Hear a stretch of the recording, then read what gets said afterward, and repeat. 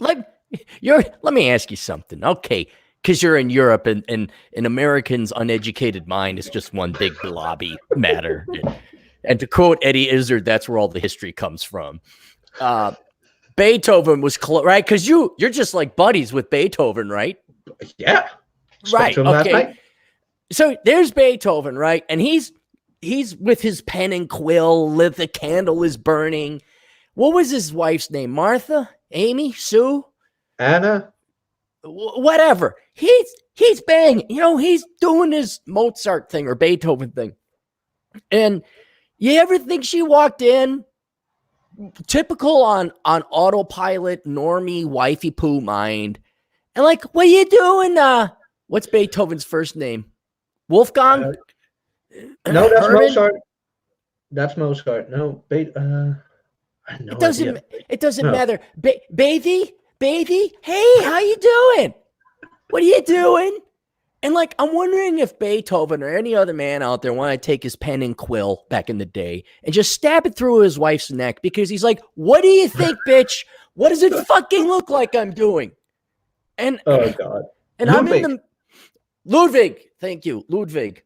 And I'm in that mood right now, man, because when you write a book, especially at the speed I do, like, you get depressed, you get angry, you're always thinking, you're taxing your brain, and you just want the thing done. This is like jump in the water instead of inch into it, or in your case, centimeter into it, trying to adapt. And, I get up in the morning and I understand that there are not the visual clues that trigger the normal person's mind to say, oh, he has changed.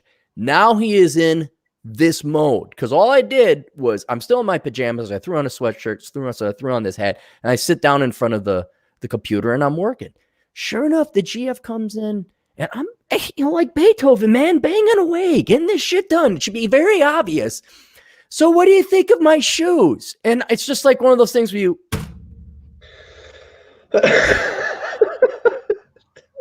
Oh, were you working? No, bitch, the money falls out of the sky. I'm here in fucking Clarey. I just shit $100 bills. Yes, I'm fucking working.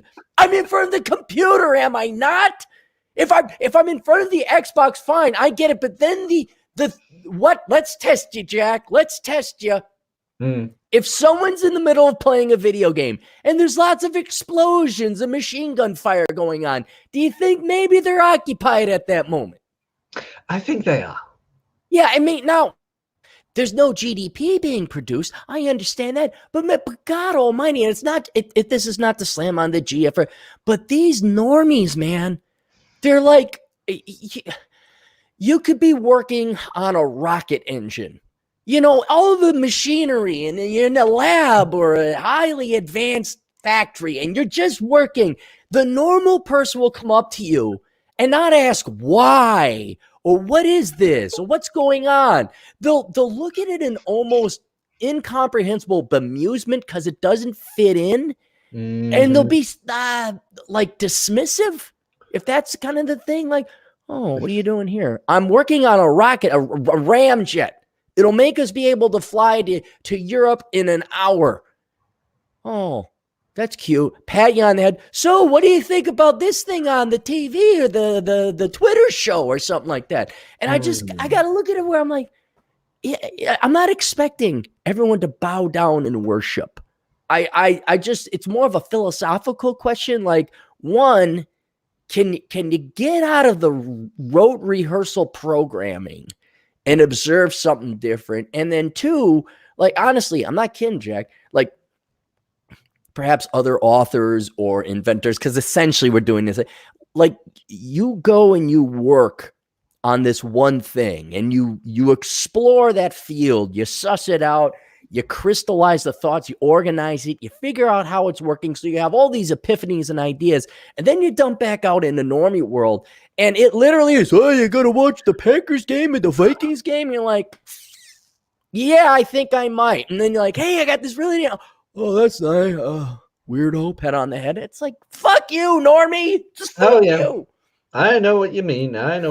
That's why I have excluded a lot of people from my life. Like, hey, I'm writing something, and then you give it to them. Yeah. And the first thing they say is not about the content, not about the subject or the argument you're making. There's a lot of grammar errors. That's not what I'm asking you. Did I ask you to edit the damn thing? No. Then don't tell me about it, because I know my grammar sucks. What did you get from it? See, I do the opposite, because I know what I'm going to write. I know the idea. I don't need content editing. I need people to pick out the typos and everything. Sure as fuck, especially when first couple books I wrote, because I'd give it to people. Well, I'm like, excuse me. There's no fucking you by you saying it. There's not you in this game. I'm the fucking pilot. Tell me what color the seats of the plane should be. Tell me what else you'd like to be served. Tell me if the skirts are too long for our hot stewardesses we've hired. But don't fucking tell me where the plane is fucking going, because I'm in charge. Just tell me if there's shit wrong in the cabin. But they won't. They're looking for something else. And the biggest reason why they do that is because they don't have the time, the patience, or the discipline to actually write something. Yeah. No, they don't. They watch the game, play the video games. I know I play my video games. Like, we both play Breath of the Wild and things like that. But we also produce this and content and rant and rave and things like that. But they just love to bring you down. It's the whole crabs in a bucket mentality. I don't even know if it's crabs in the bucket, because then there might be a hope, like you could get them. What I'm finding is mindlessness. And this is among my friends who were like intellectual, independent people. And we go have fun and we go do the adventurers and explorers, people in our 20s. And now it's just The Walking Dead. And it's almost like you got to hit them with the electronic chest thing to get them to come back to life. And it's like, what happened, you guys? What happened? Where we go? Let's go. Let's do it. And I don't know if it's people just getting old or early onset of Alzheimer's or what, but there's no curiosity. There's very little intellectualism going on. It's not that I've had to kick people out of my life. They've never done anything bad or towards me. But after the 8th or 9th call, like, hey, do you want to do activity X? No, I'm tired. Fuck you. Your kid left the house 3 years ago. What the fuck? What do you mean you're tired? Where life is passing us by. Let's go here. And then you're like, wow, it's become, you know how bad it's become, Jack? This is how bad it's become. It's become so bad that for intellectual stimulation, I got to set up a podcast and invite some putz from Holland by the name of Jack Napier on the show. That's how bad it's become, Jack. I know, right? I mean, I have to actually come on to get some. Jesus Christ. I'm fighting with a boomer over hey, God almighty. Everything over 25 is boomer now, I guess. It's for millennials it is. I mark my words. I know what you mean. I mean, you know what's worse? You know what's even worse? And this, maybe it's not worse. It's something. It's a bit apples and oranges. But the millennial men, like, when they have a notch count of average 2, they're happy. Like, I know I can approach a woman and things like that. There is only one guy in here who I can go out with and approach girls, like your wingman or something, without having to feel guilty that I'm leaving the others behind.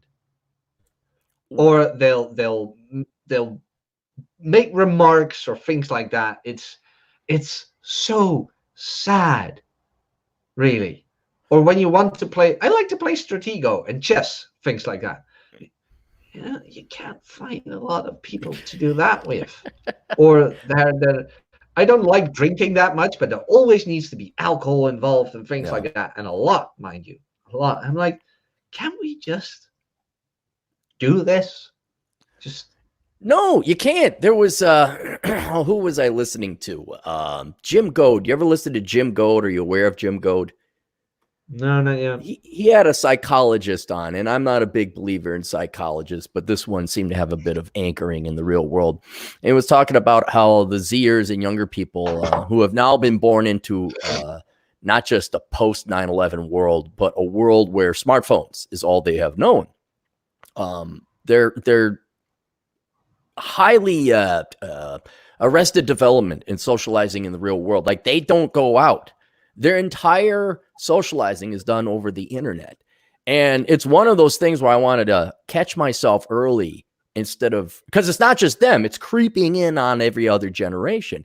And I'm done trying to fight it. I'm like, okay, I'm just going to stay in. I don't call my friends anymore to like go out or anything like that. I'm just accepting it now that the vast majority, if not all of it, of your socializing is going to be online. Starting today, probably effective, because it almost is. The future is now in that regard.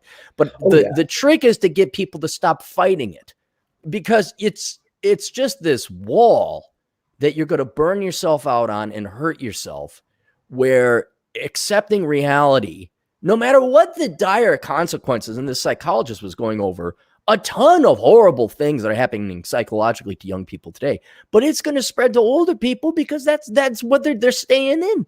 And so I totally am sympathetic with, like, God, you can't find some fucker to go have a beer with and maybe ask some cute girl at a bar. Dude, good luck finding, that's going to go away. You won't even find that one guy in about 5 years. No, but the thing is, like, you can find a guy to grab a beer with, and you can find a guy to, like, as a wingman. But it's so hard to find a guy who can do both, or even all three, who you can enjoy a board game, a nice glass of alcohol, and as a wingman. Oh, God. You're like the all-rounder, that's hard to find. The triple threat. You're looking for the triple threat. Oh, I have one. I have one who can do all three. How sad is it, Jack? We're not talking about unicorns in the context of women, because I think we've thrown in the towel there. We're talking fucking unicorns in the context of your buddies. No more than 10, 15, 20 years ago, maybe a little shorter in your life, there were ample number of men that could be the triple threat. Get a drink, play board games, and then be a good wingman. I just like one threat. Like, yeah, let's go get a cigar. Hey, you show up. Wow, you left the fucking house. Wow. Oh, it's gonna be sad, really. But you see it in, well, not to hammer on them too much, but you see it in the boomers too. They get lonely. They really do. Like, most of their kids don't want to even see them anymore. Most of them are like in such bad shape that they can't go out or won't go out anymore. And they just sit in front of the TV. They blame everybody else. They got you've seen the stories, what the British National Health Service or whatever they call it. They declared war on loneliness. They set up hang on, I don't have to look up her name, but they actually hired someone to be a chief loneliness officer or minister. Now, I'm not kidding. I think even maybe you're Netherlands, right? Or Holland, where are you at? Yeah, Netherlands. Holland is a province in the Netherlands. I used to know what all that shit was, and once again, it's just the first place Germany goes before it invades France. That's all I know. That Belgium, Holland, Netherlands area. Loneliness minister. Hang on, I'm looking this up. Oh, you want to see something funny? Look up the health minister in Belgium. Oh, of Denmark? No, of Belgium. Belgium. Okay. Well, here it is. Yeah, they what's her name? This is back when Theresa May was minister. Whatever. They actually PM launches government's first loneliness strategy. Strategy. Go out and play. Fucking hell. All right. Health minister. We're not talking the big, large brunette gal. Belgium? Yeah, Belgium. Not Denmark. Maggie de Block? I think that's her. Oh, yeah, this is the chick. Yeah. I thought she was Danish. No. That's the only reason I know that Denmark is a separate country is not only because it juts out into the Black Sea there, but Victor Borge is from Denmark. And I'm like, oh, okay, well, that's separate. That's it goes in the rest of it. Yeah, you know what really would be bad? And I can see this happening to you and I. Like when we're like 70 or 80 and still able to go outside and kick a ball around or throw a ball or whatever. Imagine how many guys we can find then. We'd be like the seniors to go to the youth courts, be like, "Hey kids, you know how to throw this?" They're on their phone, like, "Okay, Zoomer." Like, I look, it's already bad enough. I don't want to think about that in the future because I was doing the data for the book coming out, and everyone's just getting more and more obese, and it's really hard to do intergenerational comparisons on a thing like health because your youth affords you good health for so long. And so whatever underlying or what are they, not critical, chronic problems you might have, symptoms don't show. And the millennials are so young, they don't really have any onsets yet. But obesity is so common and more common in Gen Zers that now things like pre-diabetic, in other words, there's hints like, hey, we didn't have knee problems. 19-year-olds did not have knee problems 20 years ago, okay? no. You didn't need a knee replacement at 27 because you're so fat. But God. Now shit like that, also the grip strength and what. Now we can't throw grenades anymore in the U.S. military because guys don't have the arm to chuck a rock that big or a baseball. Yeah, you didn't hear about that? No. We're not saving your asses from Vladimir Putin. In case you were wondering, we're not. Well, we can't throw grenades that far. Considering the current state, I wouldn't mind you not saving us, to be very honest. God, I've thought about that. Yeah, maybe a bit doom and gloom and way too boring to talk about, but like in the Netherlands, they've implemented negative interest rates as well. And I mean, you're an economist. Like, how in the hell did that happen? Well, how can we put it? It happens a couple ways, but the primary way is you either have consumer spending or investment spending. So everyone go pour a drink or get some coffee or something like this. Is going to be a bit. Consumer spending is usually financed through credit card or cash, not necessarily the banks. Investment spending, that is financed by the banks. By investment, so I mean investment. Oh, we're going to build a factory or we're going to build a widget thing over here. Or in your case, windmills or prostitution and answer. I don't know, whatever. Some entrepreneur comes along and wants to do investing. So they go to a bank.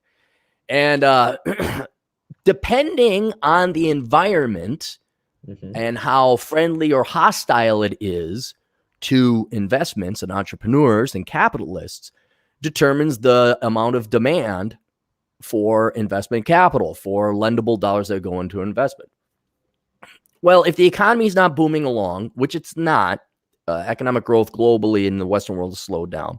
But then you also, call people who are capitalists or rich or successful or entrepreneurs assholes and bigots, and we got to tax you and we should enslave you and you're robber barons. And that might, I know nobody's an economist. I got to translate this all. But when you curse and swear and say you're going to confiscate 60% of any of your profits, that has a slightly deterring effect on people who want to start businesses, thus investment, and thus demand for these lendable dollars in the banks. So what you really saw, you didn't see it happening in the United States because we stayed above negative interest rates. But during the Great Recession, and you had Obama, not only was the economy contracting, you had a socialist saying, oh, you didn't earn that, you didn't build that. And so we're like, whoa, we're going to sit on the sidelines here. So what ends up happening is all this money comes in either through government bailouts. The European Union could print off a shit ton of money, which did happen as well. It ends up in the bank, and banks got all this cash. And they're like, there's no demand for it. Now, a bank makes money taking money of other depositors' money and lending it out at a higher interest rate than what it's paying. But if there's no demand for loans, either because of recession or because you've decided to put a Marxist in and they curse and swear and they hate investors and businesses, no one's going to tap that money. Now, the banks have that money sitting there in their account, and depending on how many clients who made the deposit and whatnot, it's not just one person. There's maintenance costs. You got to send out statements. You got to provide tax documents at the end of the year. All this managerial overhead that goes with holding on and a lot of cybersecurity expenses, making sure that no one's accounts get hacked and all that. So there's expenses associated with holding on to other people's money. So what it really ends up becoming is you're like a vault, all right? And you have physical assets, you have cyber assets, you have computers, that all cost, you have employees. None of that money is being lent out. So from an operational standpoint, you got to make money somehow. So now you start charging people fees. Like where was it? Forgot where it was. If it's over $200 or $250,000, you got to pay. Oh yeah, that was percent. Germany, and Germany has now, the Netherlands has now implemented over 100,000. You have to pay. Okay, so yeah, and it makes more sense. Don't try and think of it through the aspect of central banking and international finance or anything very complicated like that. Think of it more like in the olden days, the medieval era. You had your silver pieces or your gold pieces. You were a farmer or you were a blacksmith. You don't have the wherewithal or the facilities to store it. So what you would do is you would go to a bank or someone who had a vault. A goldsmith typically would have an impregnable or very difficult to crack safe, and you would deposit it there with that goldsmith or that silversmith. And the silversmith or goldsmith would say, okay, I'll store your stuff, but I get a percentage or a commission every year, 0.5%, 1% or whatever. And so that's what's really happening now. There's no real demand. There hasn't been a booming economy in terms of GDP since Ronald Reagan in the United States. We masturbate and jizz our shorts when GDP goes above 2%, real GDP, which is nothing. If I recall correctly, there was a 1/4 of economic growth where it was 10% under Reagan. That's the real booming economy. But without confidence in investments, like, sometimes your investments got to last 10 years before it provides a rate of return. Without that confidence, with anti-production, anti-capitalist, anti-entrepreneur, anti-investment, anti-business sentimentality, and the taxes and the regulations, you're just like, fuck it, there's no reason for me to invest. So the money sits. And then the banks are like, well, we got to cover our asses. We got to cover our expenses. And so that's why. The demand for lendable dollars has gone down so much so that now you don't get paid interest no more. You got to pay to store your wealth. That's basically all it is now. Okay. Well, so everybody happy about the economics lesson? Did we all learn? Did we? No, I was wondering about that because, the economy hasn't been, the spending has been great in the Netherlands because I have worked at a post-order company that lends out money to people, and you'll be amazed. And I didn't hit upon it last time you and I talked, where you mentioned that the rich folks rented the furniture. Right. You wouldn't believe how much people are in debt in this country for clothing. For fucking clothing. They're that vain. I was behind the scenes. I saw it all. 3,000 euros, some people. And for what? Crap.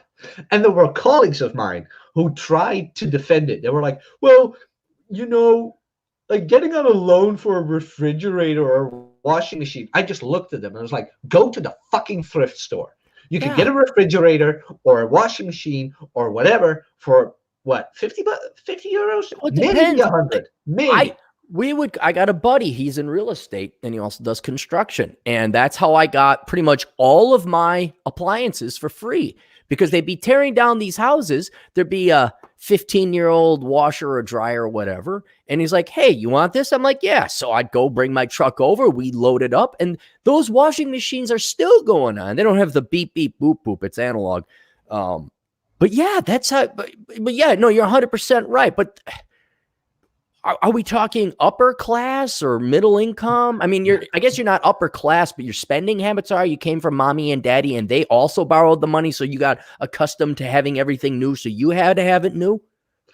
I don't know, man. Like you mean the people I work with, right? Like not me. Well, no, I'm trying to. I'm trying to figure out. Most people, and this was the weird thing, because I had customers on, and they weren't allowed a loan. And they start yelling at me like, I earn this much a month. Why can't I get a loan? And I was like, if you earn that much a month, why do you need a loan? Right. I never told them because then I would get fired. I quit because I told them to fuck off, which was way better. But I was always like, can you not comprehend the simplicity of this situation? How easy this could actually be for you? And you want to take on a loan with 14% interest a year? For what? Like a 4K 75-inch TV, some clothing, and a PlayStation? And these were things actually bought or were. I'm like, yeah, but think about where that money goes, and you can even see another difference why the consumer credit is 14%. Sometimes I've seen it at 26%, and your investment credit or interest is negative. Where does the money go? Like if you invest in, you go to the bank, you set up a shop, you're now investing in the Netherlands. But when you buy a PlayStation or 4K screen TV or fancy clothes, where does that money inevitably go? Nowhere. Like the No, bank it goes somewhere. Where does it go? Interest. No. Who makes the TV? Oh, you mean like that? Yeah. The Chinese. It goes over, or Indonesia, wherever the clothes. That's where the money's going. So you're sending it out of the country, certainly not contributing to economic growth. You're not employing any Netherlanders. Nope. But they gotta. So this is the other question. This is kind of fine. So there is a culture or a class of people over in Europe, or at least in the Netherlands, where it's fake rich. Where here in the United States, we would call it suburbia, where it's fantastic. It's made of plastic, to quote the song. You have to look like you have the money. You have to have the McMansion. You have to have the SUV. You have to have those clothes. And they could be making $100,000 US dollars. What is that? Like 90,000, 80,000 euros or whatever. They can make a handsome salary, but they spend $120,000. They spend $130,000, and all for shit, right? All for material shit. To keep up with the Joneses is the expression, right? Or the Beethovens. Or the Beethovens, the Ludwigs. Like, how did the heels look on her? Did they look nice? Was she wearing anything else? I hope not for you. The GF? Yeah, that one. Oh, yeah, no, they were fine. No, she's very attuned to her fashion. Okay. And she unfortunately has to go to a wake afterwards. And I've learned to throw in choose your hills, choose your battles. And this is one I'm like, okay, fine, you can have that hill. What do you think of this outfit? It's like, it looks great. Really? Yes. What about this? Fine. Fine. And then after an unnecessary 2-minute conversation about adornment if it's ugly, I'd let her know. But she has very good taste in fashion. I just wish she'd have it. But I like, okay, have fun. Bye. But yeah, the shoes were fine. They weren't anything we'd wear here. She's got to go out to work today. So yeah, but she's not wearing those shoes. But she looked fine. I have the best comeback for that ever. Yeah. Not worse than usual. Done. What? That's not going to shut him up. How is that going to? Oh, believe me, it shut mine up. Like, played 8 months of dating, and she tried to throw that as me as well. Like, Jack, how does this look? And I just look at her. Well, not worse than usual. And she just looks at me like, what did you say? Well, I just continue, and then all of a sudden she jumps on me like, what did you say? I'm poking fun with them. Like, does this make me look fat? Well, not more than usual. Are you saying I'm fat? Well, apparently I am. I just get up and say, you need to lose weight. I don't even dick around. And if men can learn that skill, if men could just learn, you're getting fat, lose the weight, or I'm going to go find another girl, that usually gets to the point, leaves no ambiguity. They'll go to the extent of doing their nails and doing weaves and all. They'll do anything but hit the gym. But if you go up, say, you're getting fat, I'm going to fuck other women if you don't lose weight, there's no place to hide. There's no room for misinterpretation. Oh, no, I told mine that. I told her that. Like, I like thin women. Get going. She was like, huh? Right, get going. And Well, she started doing her squats, she started doing her keto diet and things like that, and like cutting out the processed shit. You know what the weird thing is? Or it's not even that weird, but all of a sudden she was like, I feel so much better not eating crap.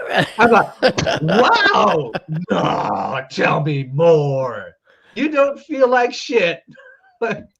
That's another. Who would have thought? That's another wall I'm sick and tired of throwing myself on, where not in terms of the GF, I'm just saying in general, with fat acceptance and all that, where I'm like, yeah, you know what, I'm going to make me some of that sweet lie money.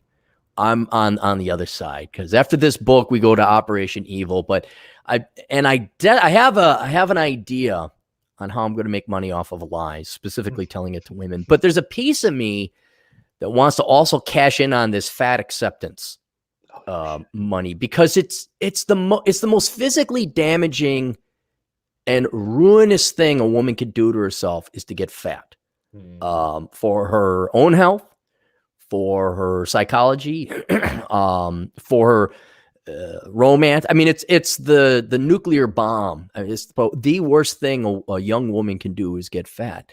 And instead of telling women truths like that will help them, I want to go on the other side and just trade them candy for money. Like, here's some candy, please give me the money, and just push that, because I'm done beating my head against that wall. You should bash lingerie brands when you're gonna do that. Like, these lingerie brands want to keep you down, sister. They want you to be scrawny, and they don't want you to be happy. You should feel better about yourself. Well, see, here's the problem is I can't do that because I am very pro lingerie. And my philosophy, I don't know if this is 100% true, but my theory behind why men like lingerie is because they want to fuck other women. And if you're stuck with a woman that you love and she's good, that's great, and you love her, doesn't mean the desire to fuck other women goes away. So a woman could change up shit. She could dye her hair. She could put on a new outfit, put on some new heels. I think that variety is you could achieve that through lingerie or dyeing hair, or nice dressing, nice fashion. So I don't want to ruin lingerie that way, because guess what's already happening, Jack? They're already trying to ruin it. I go to this store called Yandy. They were the first online one. Beforehand, you had to go to, like, I don't know if you guys have this in Europe, but they have a Frederick of Hollywood. And then how was he? Victoria's Secret was the main one. But if you wanted to get but it was physical store. You had to go to a physical store. All of a sudden, Yandy comes on. Now, this is like, okay, cool. They got everything. They're the Amazon of the lingerie world. And there actually was an economic and business debate between the Fredericks of Hollywood people and the guy who ran Yandy. He's like, look, you guys are not adapting to the times. This shit, it can fit in an envelope. This outfit fits in an envelope. It's that frilly. You guys have a fucking store. Like, this should be all online. So there's an interesting economics lesson there too. But then they fucking went woke. Because then we're like shopping around. I'm like, hey, that's a cute out. Scroll down. Fat land whale in some out. And it got so bad that for every outfit, they had a thin model and a quote plus size model. I'm like, that's it. Fuck this shit. No, I'm done. I mean, it's like, you took the one thing, man, the one thing that guys have left in life, and you fucked it up with fat chicks. The last bastion of male freedom, lingerie, and they took it. Yeah. And I even sent him a letter. I said, my GF does not work out and diet to have this fat, ugly shit, insult her, not to mention insult me. Plus you're like, hey, that killed the mood right quick. It's like, I don't want that one now. Oh, do I and it's the ultimate hypocrisy. It's like, I don't know what it's like. It's like dropping a 12-cylinder engine in a Kia, putting lingerie on an ugly fat chick. What that doesn't make any sense. Like putting chocolate syrup on broccoli. What the fuck? Give it up. Sometimes you're not allowed. Sometimes it's just not real. I mean, I had a customer once. That was the online version. and she actually made a thing out of our plus size models not being plus sized enough. She didn't feel represented. And I was like, tell this bitch to lose weight right now. I don't care about this job anymore, but this is going Wait, too hang on. far. Run this past me again. You're at your job, right? I'm at my job. In my Okay, you're in the cubicle. call center or whatever you're doing. Yeah, all right. with customer service. And it was a fat, large woman that called in because the large size wasn't large enough? Yes, because the model we used did not represent the plus size enough. It did not represent her size. And I was like, can we just tell this bitch to lose weight? Because bigger than that, I mean, that is already obese. Right. Bigger than that is a health risk. We need to take responsibility and tell her, lady, as a company. I tried to throw it on that. Like, we need to tell her right now, as one of our customers, we could lose a customer if she dies. We should tell her she should lose weight. They were like, Jack, just help the customer. I'm like, I'm trying. You won't let me. No. Hey, that was a perfect opportunity for you to enjoy the show. Because think about this. How miserable. You think she's voting for the Conservative Party or whatever over there? You think she can't wait to let as many foreigners in to screw you guys over and take your social programs and jack up your taxes. Do you think she's happy? Think about this, Jack. That was the best use of her time in her mind, is to call and complain that the fat model was not fat enough. Now, the funny thing is, the last day I had there, because I just told my boss to fuck off, things like that. I wanted a pay raise. He was like, oh, we couldn't do that. Well, I'm gone. Yeah. And in my last day, I just put it on mute and I laughed. There was this one guy calling in. That guy was 7 years younger than I am. So he was 22. And he had a loan with us. Mm-hmm. And he called up. He was like, well, I want to get rid of that loan because the bank won't allow me to get a new loan for my car. You see, I just got my driver's license yesterday and I'd love to get a new automobile. I just put it on mute and I laughed. I laughed so freaking hard because I knew what was going to happen. He was a 22-year-old kid who was going into debt for a car. And all I could think of was enjoy the show. So I put him back. I'm like, well, you're absolutely right. And well, what car are you getting? Oh, you're not getting the BMW? You should get the BMW, man. Yeah, there you go. The bank allows it. You should max that thing out right away. The girls will love it. The girls will love you for the car, man. Like, come on, keep pushing it. Push it more and more. What? But, and he was 22 and he just got his license? 22. I mean, by that, crush him. Just crush him. Here's your dad. Here you go. I did.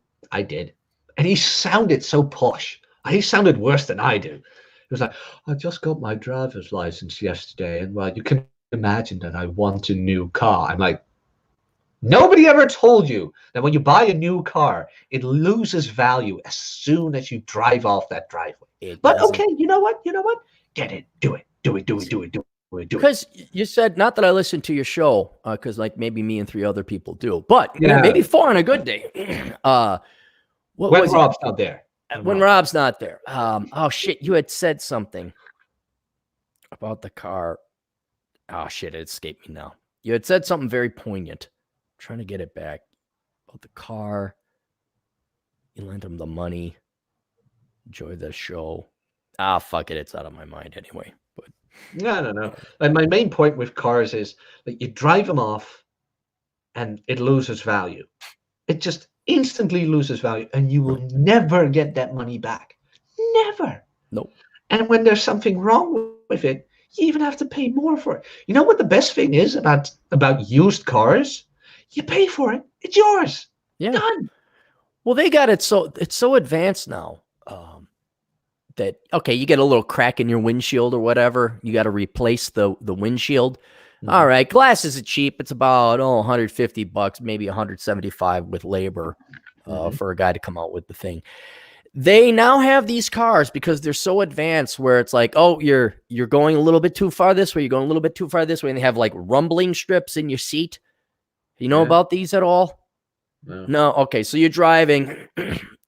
You can turn it off if you want, but you're driving and the car has visual sensors to see the side of the road and the median line.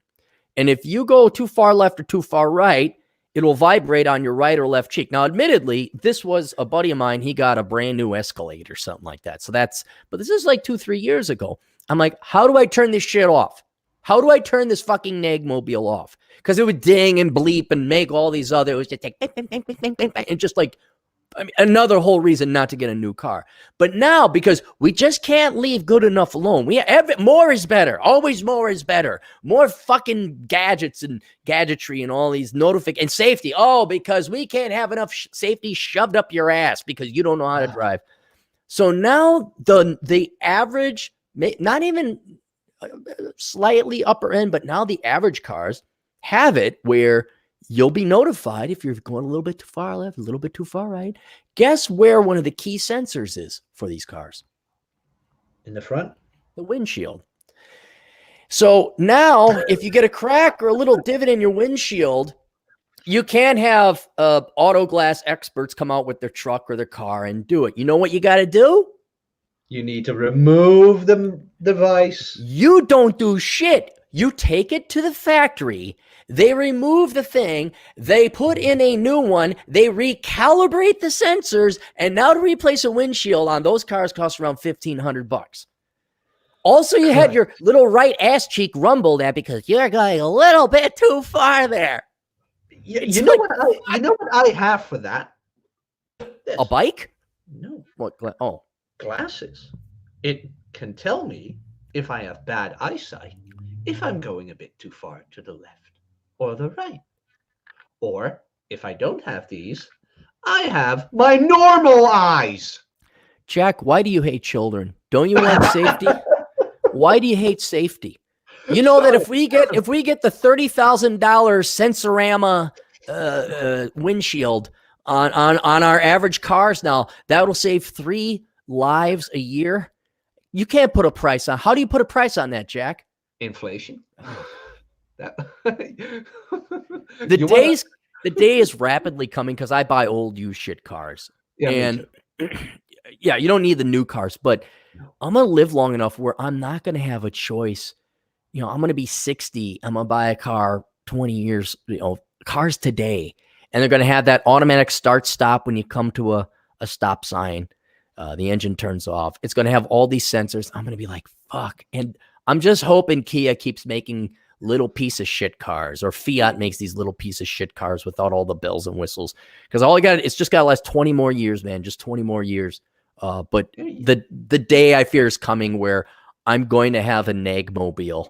I'm not just going to be able to turn on the ignition. And you know what else I'm not going to have in 20 years? No one's going to have it because millennials can't do the standard transmission. Ain't going to be no standard transmission. I can't do stick shift no more. I'm going to have to get a classic car to drive stick shift. You're American and you drive stick. Wow. That's yeah. That's a new. Why? Is that more common in Europe to drive stick? Yeah. It's like you're not a man if you don't. Really? Yeah. We Europeans have something. Well, maybe I will have to get a standard. Maybe I'll have to buy a European car and import it over here. But that's what I'm wondering. Like, you never drove a Volkswagen or things like that. Like, the tanks were Volkswagen. Like, you had to fight Volkswagen like 2 wars ago. Like, you'll love the car, man. Like, German engineering is the best engineering. Yeah, until 5 years go by, and then you need to pay $8,000 to get their Deutsche wrench. Because you don't have special tools. Oh, have you ever worked on a Beamer or a Volkswagen? Not yet, but like in Europe, they're so common that like I guess get it fixed everywhere. Okay, never mind. Right, if you got an import over here, especially from Germany, you get a Mercedes, you get a Beamer, you get a Porsche, whatever. Because I had a GTI, a little Golf GTI, and a little sporty fun thing. Yeah, it was great. I loved it. And I forgot what it went. And someone it was beyond my mechanical ability. Mechanic's like, yeah, I gotta get a $600 part for this, and it was still the cheapest. I'm like, what? A tool? Had to get a $600 tool because it. I'm like, oh, for fuck's sake. So, but no, we drive. Well, we don't. I do. I drive standard transmission. I don't know. It's fun. But they're getting rid of that, man. Like only sports cars now are made with standard transmission. Lame. I love it how you put it in, like when you drive 60 kilometers an hour and you need to put it into fourth gear, but then you put it in two and you get to drift way faster past these trucks. Well, yeah, if you have an engine that can handle that, that's the other thing. Anyway, shall we go ahead and do ourselves a little bit of what's it called? Super chat shit? Yeah, sure. Hang on. Let me take a piss. Have everyone take a break. Then I'll come back because I'm old man Clarey and my bladder isn't what it used to be. I'll be back in a second. All right. Okay. Yeah.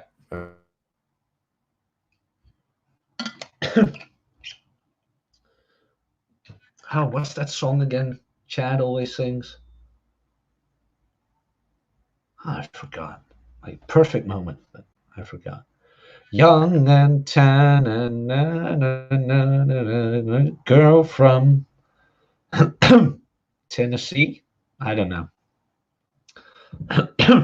Got something in my throat. Maybe it's Obama. Damn. So, how are you guys in the chat doing? You enjoying the show? The Bit is here. I remember The Bit. I see The Bit in my show all the time. Oh, this is a good time for me to text somebody. There.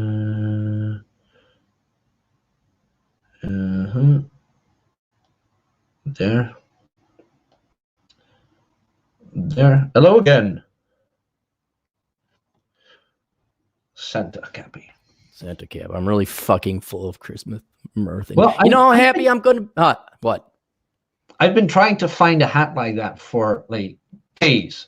No store around here has one. You go on the internet. You go to olderbrother.com/donate and you click on my Amazon affiliate program and you do all your online shop. Dude, it ain't worth going to the stores no more. Do you actually go physically shop at stores? Sometimes I do. I like to go outside. All right. I don't like to talk to people that much, but I do like, feel the wind and breathe fresh air. Sure. No, I understand. I have to force myself to get out of the house as well too. But it's every time I do, it's really a 60% chance I'm going to say that wasn't worth it because traffic or line, especially nowadays with Christmas shopping and I can walk most of the time. But... Yeah. It's now where I'm sure it's the same in Europe, but here in America now it's where we're going out shopping. We're going to celebrate. This is the festival. This is where so there's always a 40-minute wait at a restaurant that normally doesn't. And I actually look forward to January where it's really cold and everyone's like, oh shit, how much money did we spend? And there ain't no waits no more to get into your favorite restaurant. You just walk in. There's there's nothing out there. People got all their shit for sale. It's kind of like a micro recession where hotel prices get cheaper, gas gets cheaper. There are no lines, but now it's the worst. It's just and I've grown to hate the suburbanite culture even more because of just how sheepish and cattle-like they are. Because I'm like, oh yeah, because I'd like to eat at a restaurant too. I'd like to go and just here's my money, give me the fight, and then you walk in, it's like everybody is a Tina and a Charlie, and you're like, God, Tina. Not even that, just yeah. I've been working on my Tina Clarey impression. What would be the European equivalent? Adele? Oh, a German or French or Oh, that's a good one. Charlotte. Anna is one. Anna. Yeah, there you go. Okay. And oh god, let me. I don't know, man.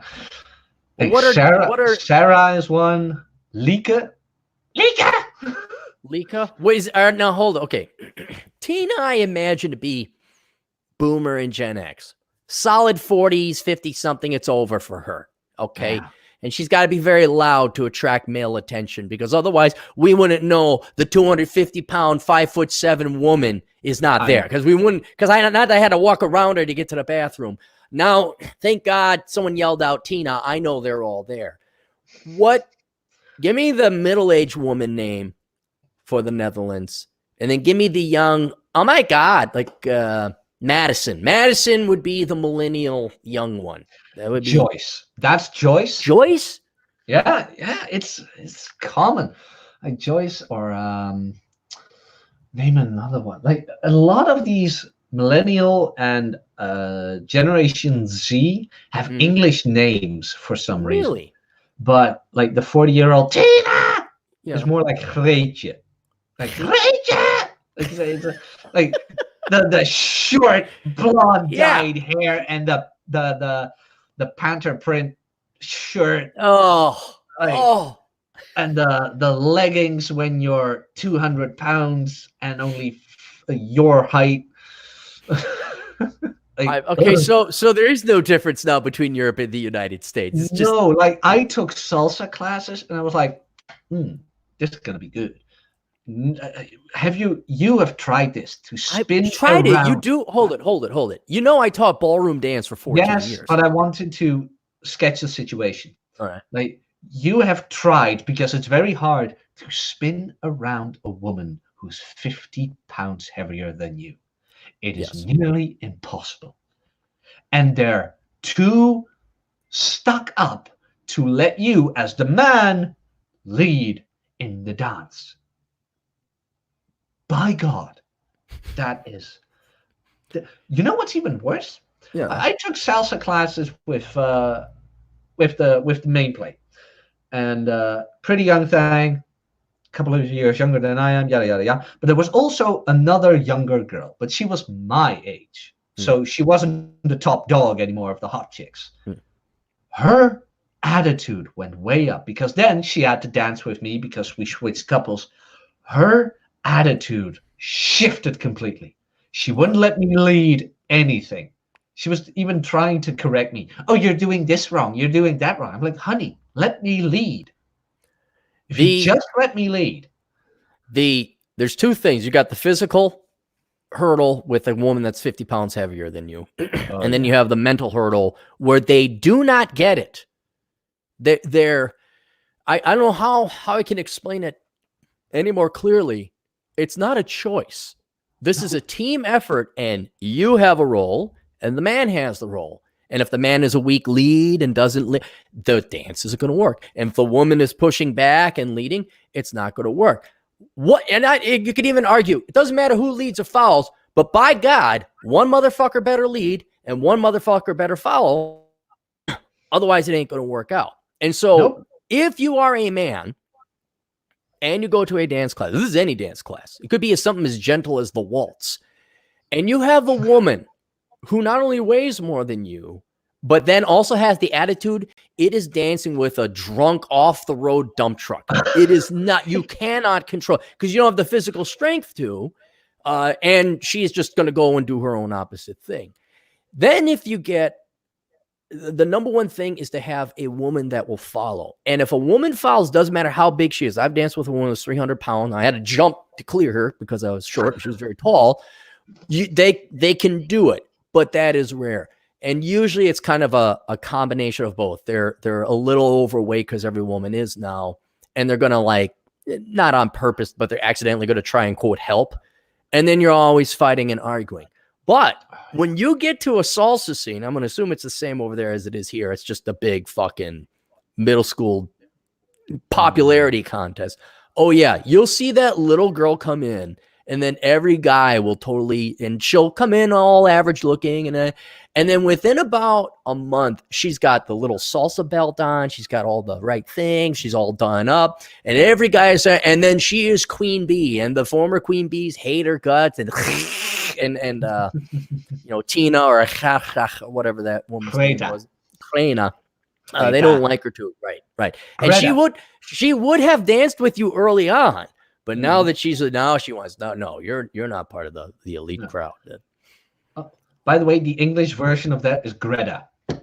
Okay, Greta. Okay. But the middle E, you make that one longer. I don't know. I'm probably never going to Europe again. Shame on you. I'm going to go to Asia. That's where I'm going to go. Well, I have been, like, Watson and I, a good friend of mine, we have been thinking about that. Like, we have a 10-year plan now. Like, we calculated it, like, what do we need for retirement?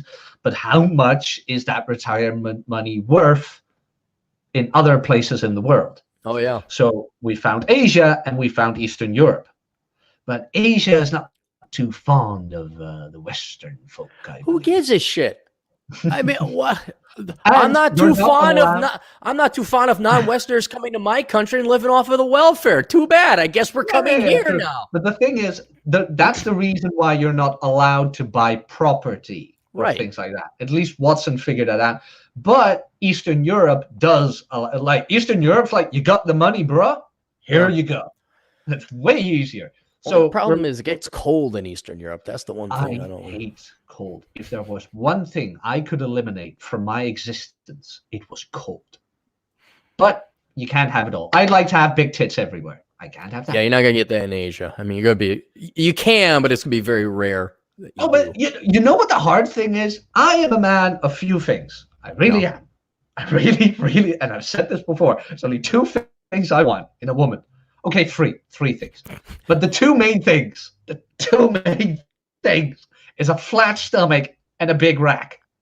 Now, the third one would be a good personality, but since this is 2019, we can't be too demanding. No, when you get to be my age, you're like, I want to have a job and no debt. Then you're really turned on. You're like, that's hot.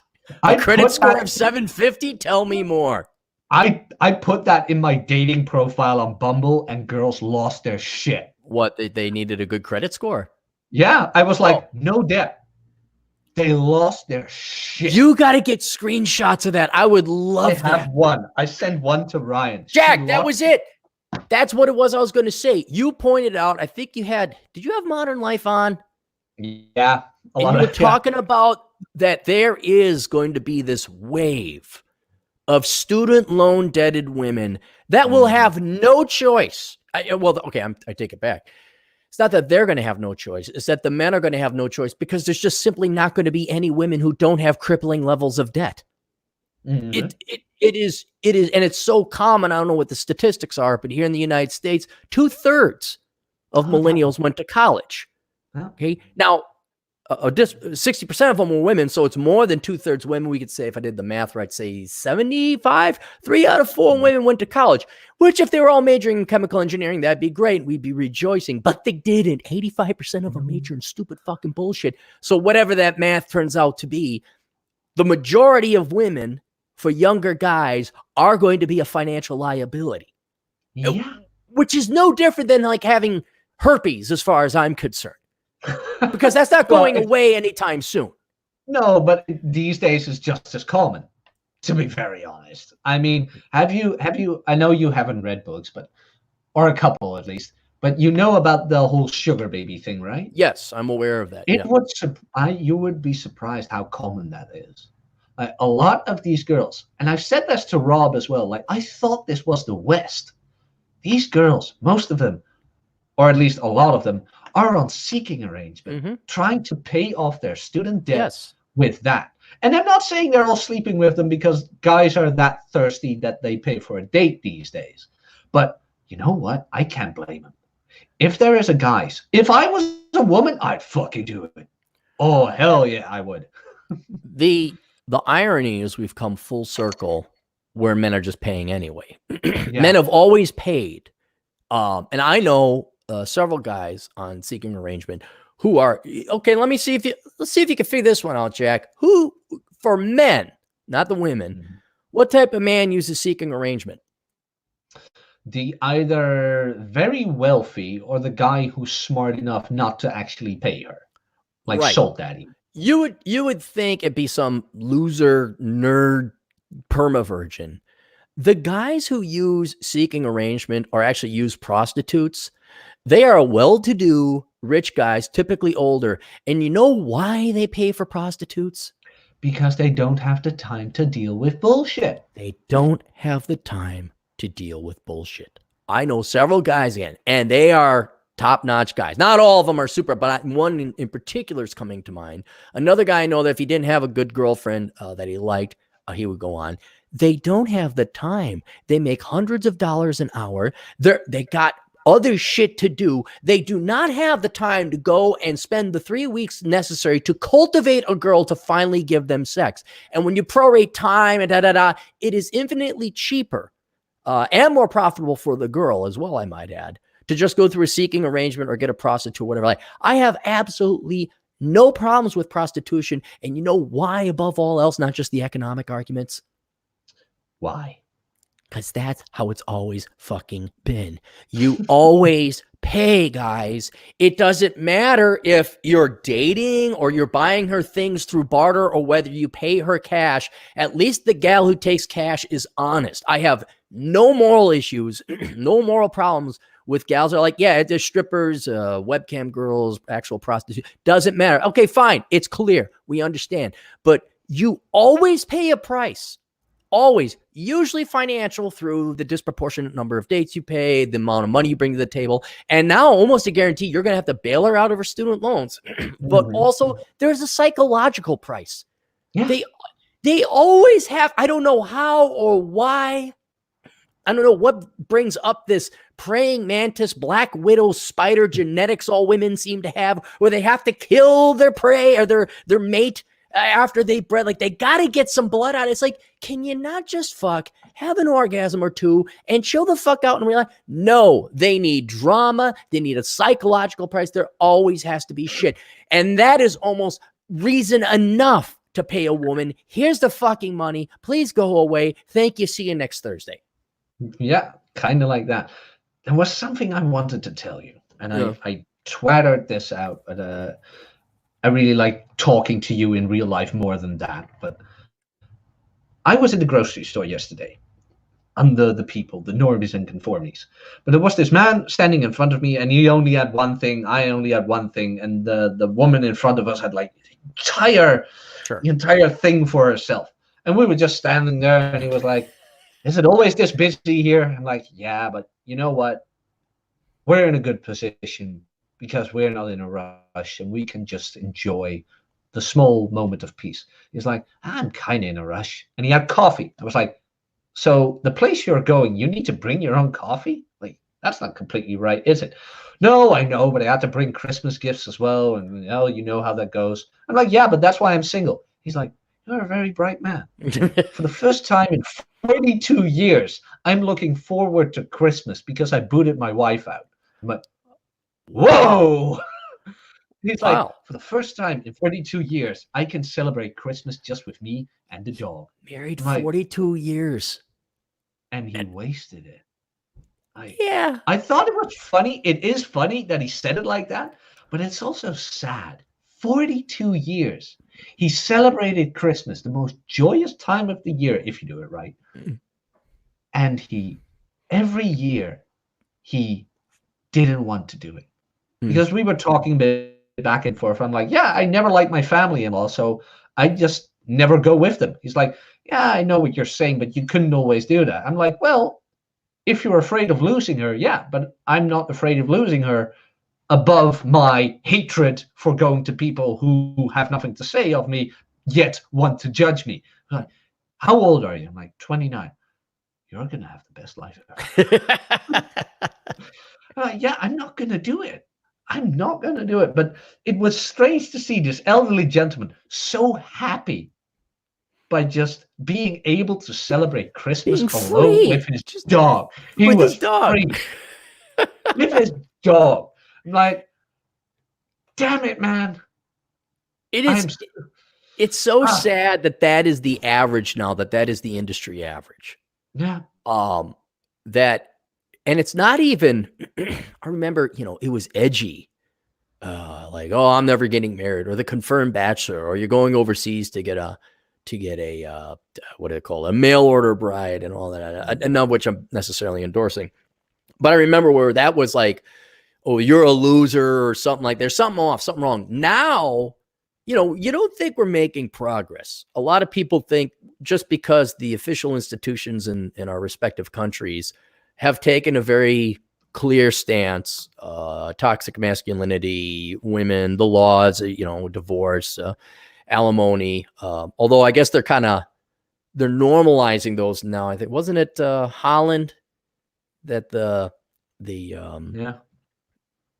alimony could only last 5 years now, and that caused a jump in divorces because women wanted to cash in on that.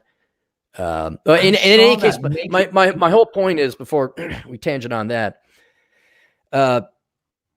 you hear all this bad news, but I don't think we're always looking at the goal. Like, we got to get to that summit. You don't see how far we've come and climbed as a group of people, where now it is standard industry practice. It's standard.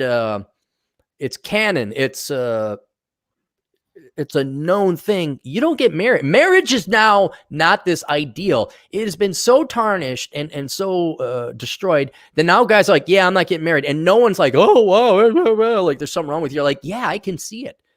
And so when you start seeing the old timers say, oh yeah, God, you're doing it right. And the young guys like, no, I'm not getting married. There is an amazing amount of progress that's happening. It's just, you don't see it in the news or anything like that. Oh no, absolutely not. Like the people can't know. But I still had associates like trying to shame me. Like, what was it again? I made a remark about we create the kitchen and then we get a blow job for making the kitchen that she can stand in. Something like that. And a couple of the guests at that social occasion were like, well, Jack, this is why you're single. And I was like, I've got 3 women texting me right now. Like, you have a fat girlfriend beside you. But winning. See, but they're young. They're not going to figure. They're plugged in. They're never going to figure it out. And maybe it's going to take a divorce. Maybe they all have to live till 42 years. Not 42. They have to be married for 42 years, and on top of the life that they already had. I mean, keep in mind, there's a tremendous amount of brainwashing they get in school. But just with the fact we have the internet now, and I think there's more and more people getting unplugged. But at the same time, hey, look, did you want to take this red pill or not? No, okay, fine. Here's the blue pill. Have fun. Have fun lifting up the fupa of the woman, so you can have sex with her. You just let them be. Don't let it agitate you. You know, watch them. It's a show. You could say, hey, look at that. My buddy Hans or Franz or whatever they name him out there.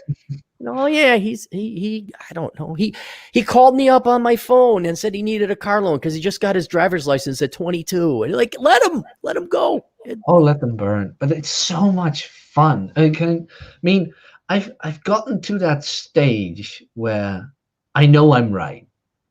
Like I'm absolutely 100% sure this is the course I'm taking. Nothing is swaying me off this. And it's given me such a peace of mind that the only thing bugging me now is when other people fuck up. Like, how hard is it to just do your job? Well, when I'm at the grocery store or you name it, and the register girl like drops all the coins, or the register won't work, or things that. You're in for a life of being really pissed off. It's not getting any better. No. It's not going to get any better. Like, that is my main point of annoyance right now, because I have become so emotionally dead inside when it comes to people that as soon as they try to shame me, I just walk out.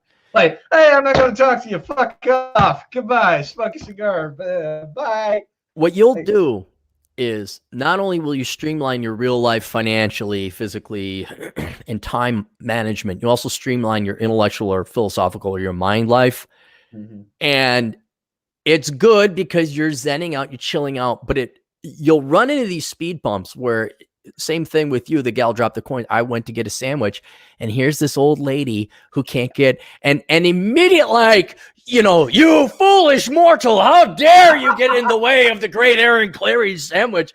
And it's a test, man. It's a test to stoicism and self-control and discipline. And it's like, just let it be, because what a lot of guys, because mark my words, a lot of guys are going to go down this path.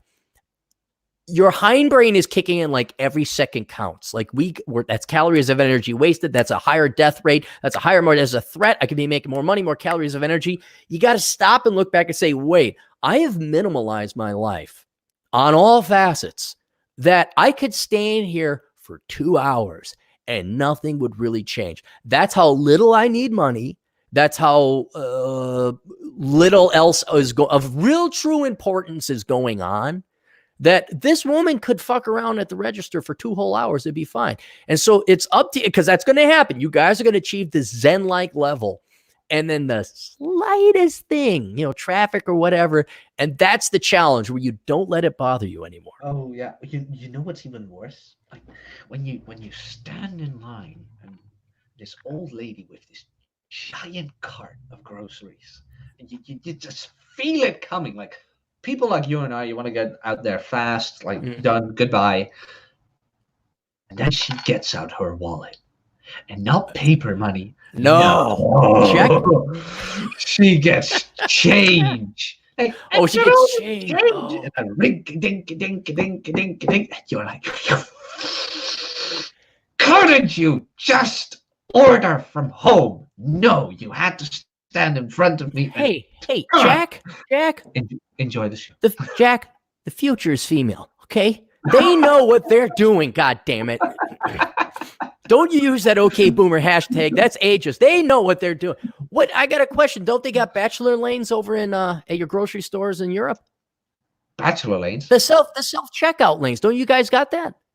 Oh, some of them do. Some of them do. Okay. But like the one supermarket that's like cost, product, best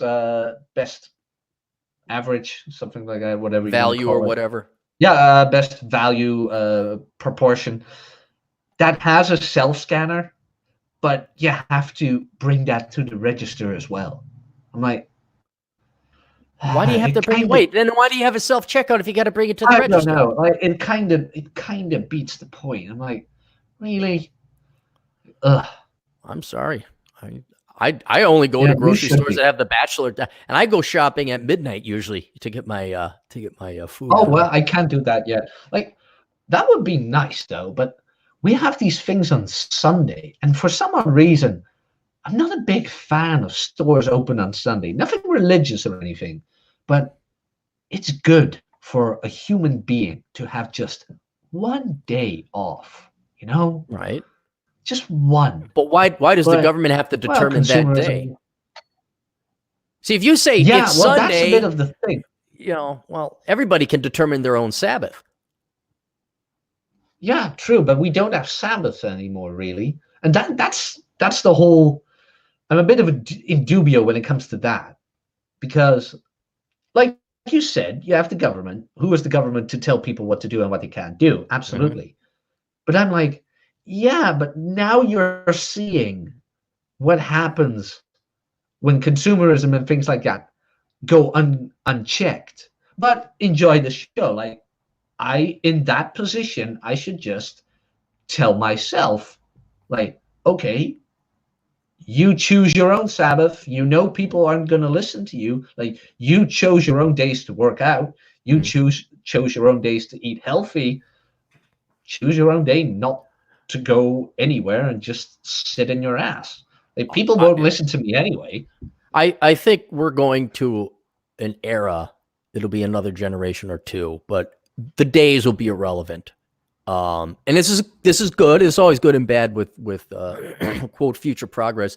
But I think there's going to be more people like me, not angry, pissed off, perpetually frustrated men on the internet. But you won't have a schedule. It will be, you're going to get the work done when you get your work done. It'll be done from home.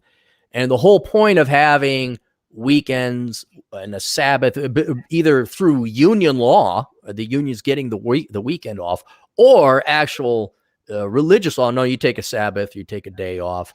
That is going to go away. And the days will be irrelevant. They will be merely a holdover, because yes, I didn't know what day it was. I knew it wasn't the weekend because the GF had to work. So she left. I'm like, okay, she's not here. So it's a weekday. And but it doesn't matter. And whatever I could see there be in an industrialized economy where there's factories and you have to have shifts and you're producing things on a timetable, I could see where a structured unit of time, such as the work week and 8-hour shifts and rotation, all that comes into play. But now that it's more of a digital and information technology field, and most people just do, all people do is click mice and click keyboards. That's all they do. Yeah. You could be a secretary, or you could be a highly advanced electrical engineer. You just click mice and click on keyboards. That can be done anywhere, anytime. And so the day is coming that it will be like, well, what's Tuesday? What's Saturday? It doesn't matter anymore.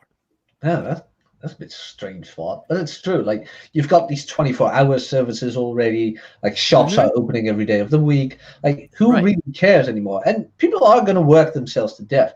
You know what? Pretty awesome. We talking about like the work from home, things like that. Like, you still need to have the manual labor.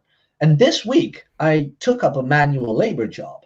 And like we just said, when you're in a position where you don't have much to lose anymore because you've gained all you wanted, or at least everything has been set in place. Everything is just so less impactful. Like, I fucked something up at the manual labor job, at the whatever you call it. We just had to cut open cheese and then throw it on the line, and I was like, oh, well, I've got something to do, and I earned way more than minimum wage here, so fine.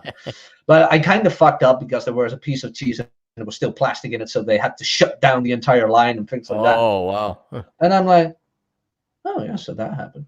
Like, usually I'd be like, oh no, they're gonna fire me, and now I'm like, oh, maybe I can go home early. So I used to. There's the economic threat of, I might lose my job, but minimum checks that. But I always like, oh my God, am I a bad employee? Like, what are my bosses? Oh my God, I'm failing. And now that I know just what a bunch of piece of asshole shit, I don't give a. I used to be like very anti-union and pro-business. And then you start working. I worked in fields that weren't even unionized. I'm like, now I know. I'm sorry, union people. Now I know why. Because just because they are on that side of the team doesn't make them any more better or any more intelligent. And so, yeah, especially those young kids, they're so indoctrinated to be like careers. I gotta do it. It's like, dude, your boss is an amoral fuck who would rape your mother if he had a chance and made an extra nickel. Fuck those people. Like, so anytime, like, I get a lot of clients that are like, I'm having a bad time with my boss. I'm like, well, let me see your grades. What did you major in? Yeah, fuck your boss. Your boss is a fucking dick. There's your answer. There is no better feeling than to sit across that table and knowing they do not have shit on you. I have been there, and my God, I'm getting a hard on just thinking about it. The ultimate power move you have on your employer, when you're just like, I do not give a shit about what you think of me.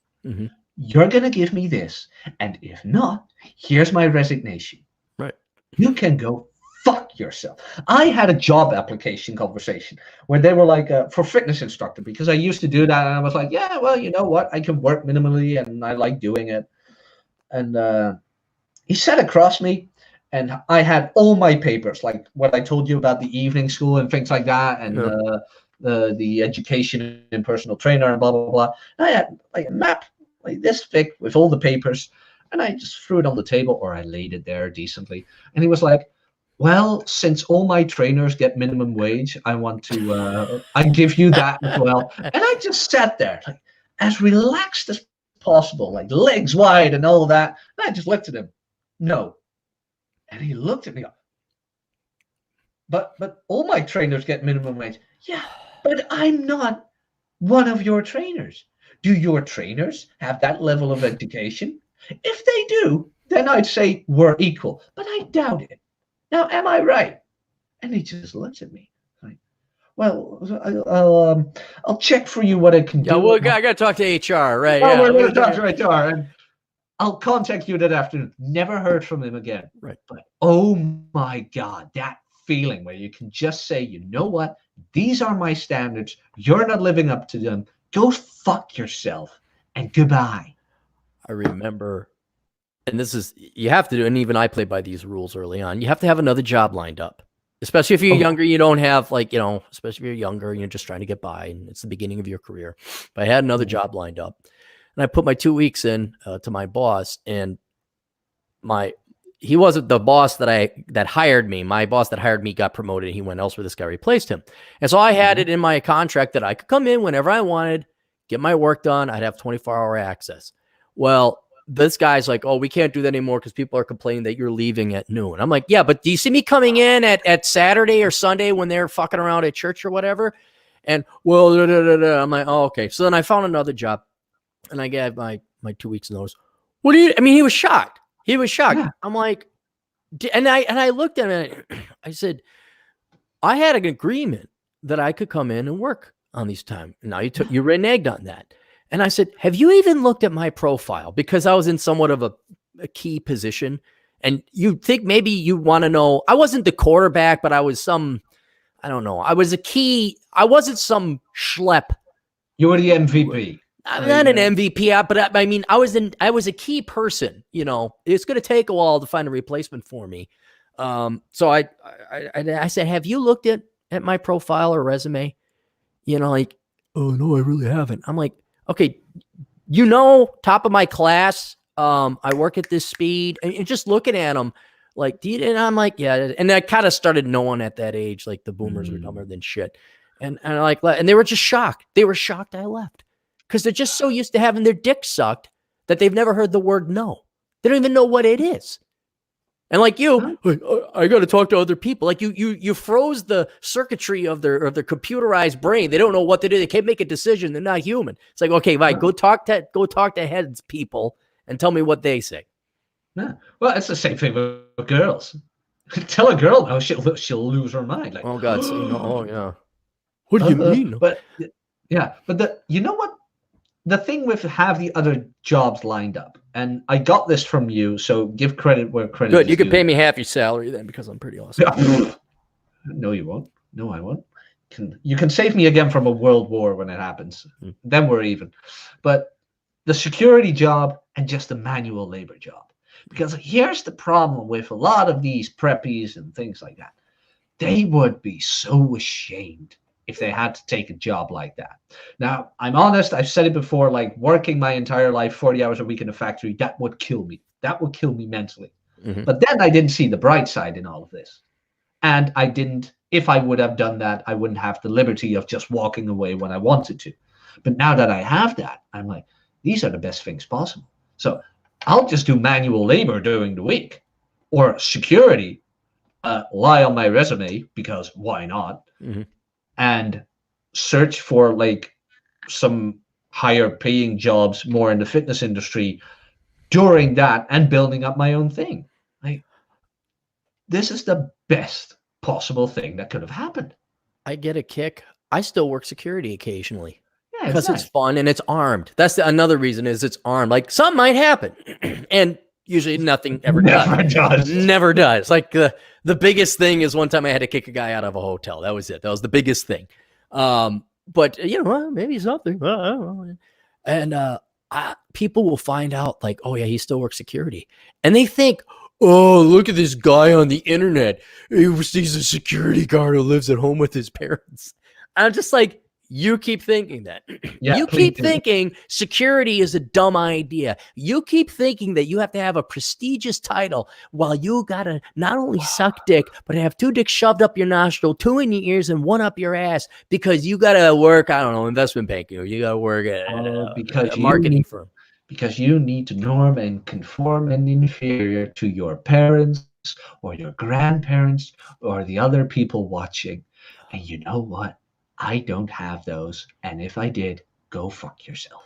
Like, it is so like the strongest word in the English language is no, and the 2 other ones are fuck you. Once you really embody those, like nobody can touch you. It's so amazing. Like, oh, you still work that? Yeah, I do. So, like, you have a roommate? Yeah, I do. Cuts expenses. So, oh yeah, I don't have debt. Oh, you have a crappy car? Yeah, at least it's not all alone. But don't let them know. Don't let them. Yeah, I'm a loser. Well, you ever see American Beauty? Yeah, I just recently saw that. The whole movie is a guy telling society no. No, I don't Yeah. want the expensive house. No, I don't want your stupid fucking job. No, you're not fucking other men. No, you're not going to be a Quanta High teenager. You're going to respect your father. It's no, no, no, no. Oh, and by the way, a big slice of fuck you. I'm doing what I want. And it's just brilliant. Just brilliant. Yeah. I know it's a movie, but it is more applicable now than it was when it came out 20 years ago. Because everyone just plugs into the matrix. They do what they're fucking told, especially men. They kowtow to their wife. Heck, the guy you ran into the grocery store for 2 years, he finally told his wife no. And now he's happy. 42 years. I'm like, I can't spend a day anymore bowing to someone. Like, oh. Once you taste it, you can't go back. Oh, you're like once you get to the free, people, I'm very anti-welfare, but the fuck if I'm ever going to go back and work for some baby boomer or Gen X or any other boss who's got attitude or lip.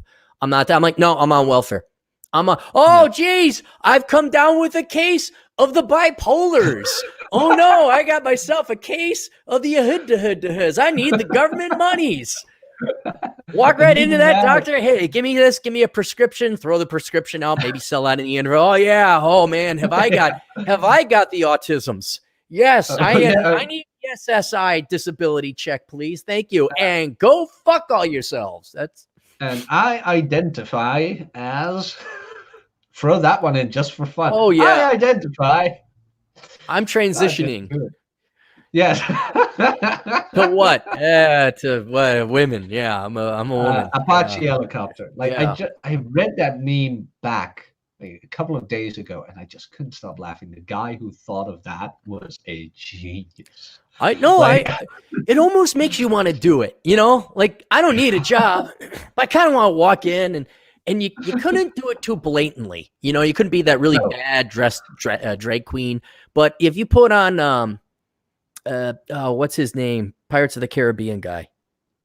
Johnny Depp. If you put on Johnny Depp level of mascara, just a little bit, or the guy from, was it Guns N' Roses? He puts a little mascara on. So Slash? Is it Slash? Or Axl Rose? I don't know. It doesn't matter. You just did a little bit of mess. So it's palatable. You've seen it other places in the world.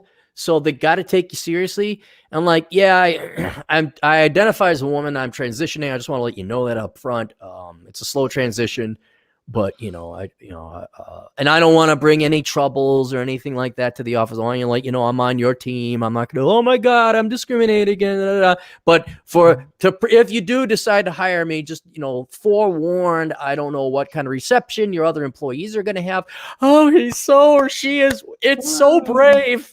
This thing in front of me is so brave. And oh, by the way, I have the now you can check, and I got to work from home. Boom, you're in. $80,000. Yeah, you're in. Update. Yeah, but you should, man. You should. Like, okay, a friend of mine who shall not be named has a coworker who transitioned as well, male to female. But his boss was like, fuck, I need another female coworker because of this quota. So he was like, you know what? I'm just gonna hire her. But they needed a strong arm, like in the working place. And they were like, to my friend, they were like, Jack's friend, we need that moved to the upper level. And it was like, well, I'm gonna need a hand. Yeah, ask her. She's strong enough. And he told me this story, and he was like, you know what? I'm fine with the whole transitioning thing and all that, but at least act the part, Like, yeah. If you're gonna transition to a woman, don't come up there and be like, "Oh, I'm strong enough." Well, that's a very libertarian. I don't care what you think you are or what you want to be called. Fine, go ahead and do it. But do everyone in society a favor. If you're going to go X, present convincingly as you can possible as X. That guy who freaked out on YouTube or whatever because someone called him sir. Dude, it's because you look like a sir. Just because you put on a wig and one squiggly line of mascara here doesn't make you a woman. Like, he had a guess. He's like, sir, and then it freaked out because it genetically was a man. But but come on, meet us halfway. Meet us normies, conformies, and inferior. If you're gonna present as female, present as female. Make it look so I gotta look at your Adam's apple and like, hey, wait a minute.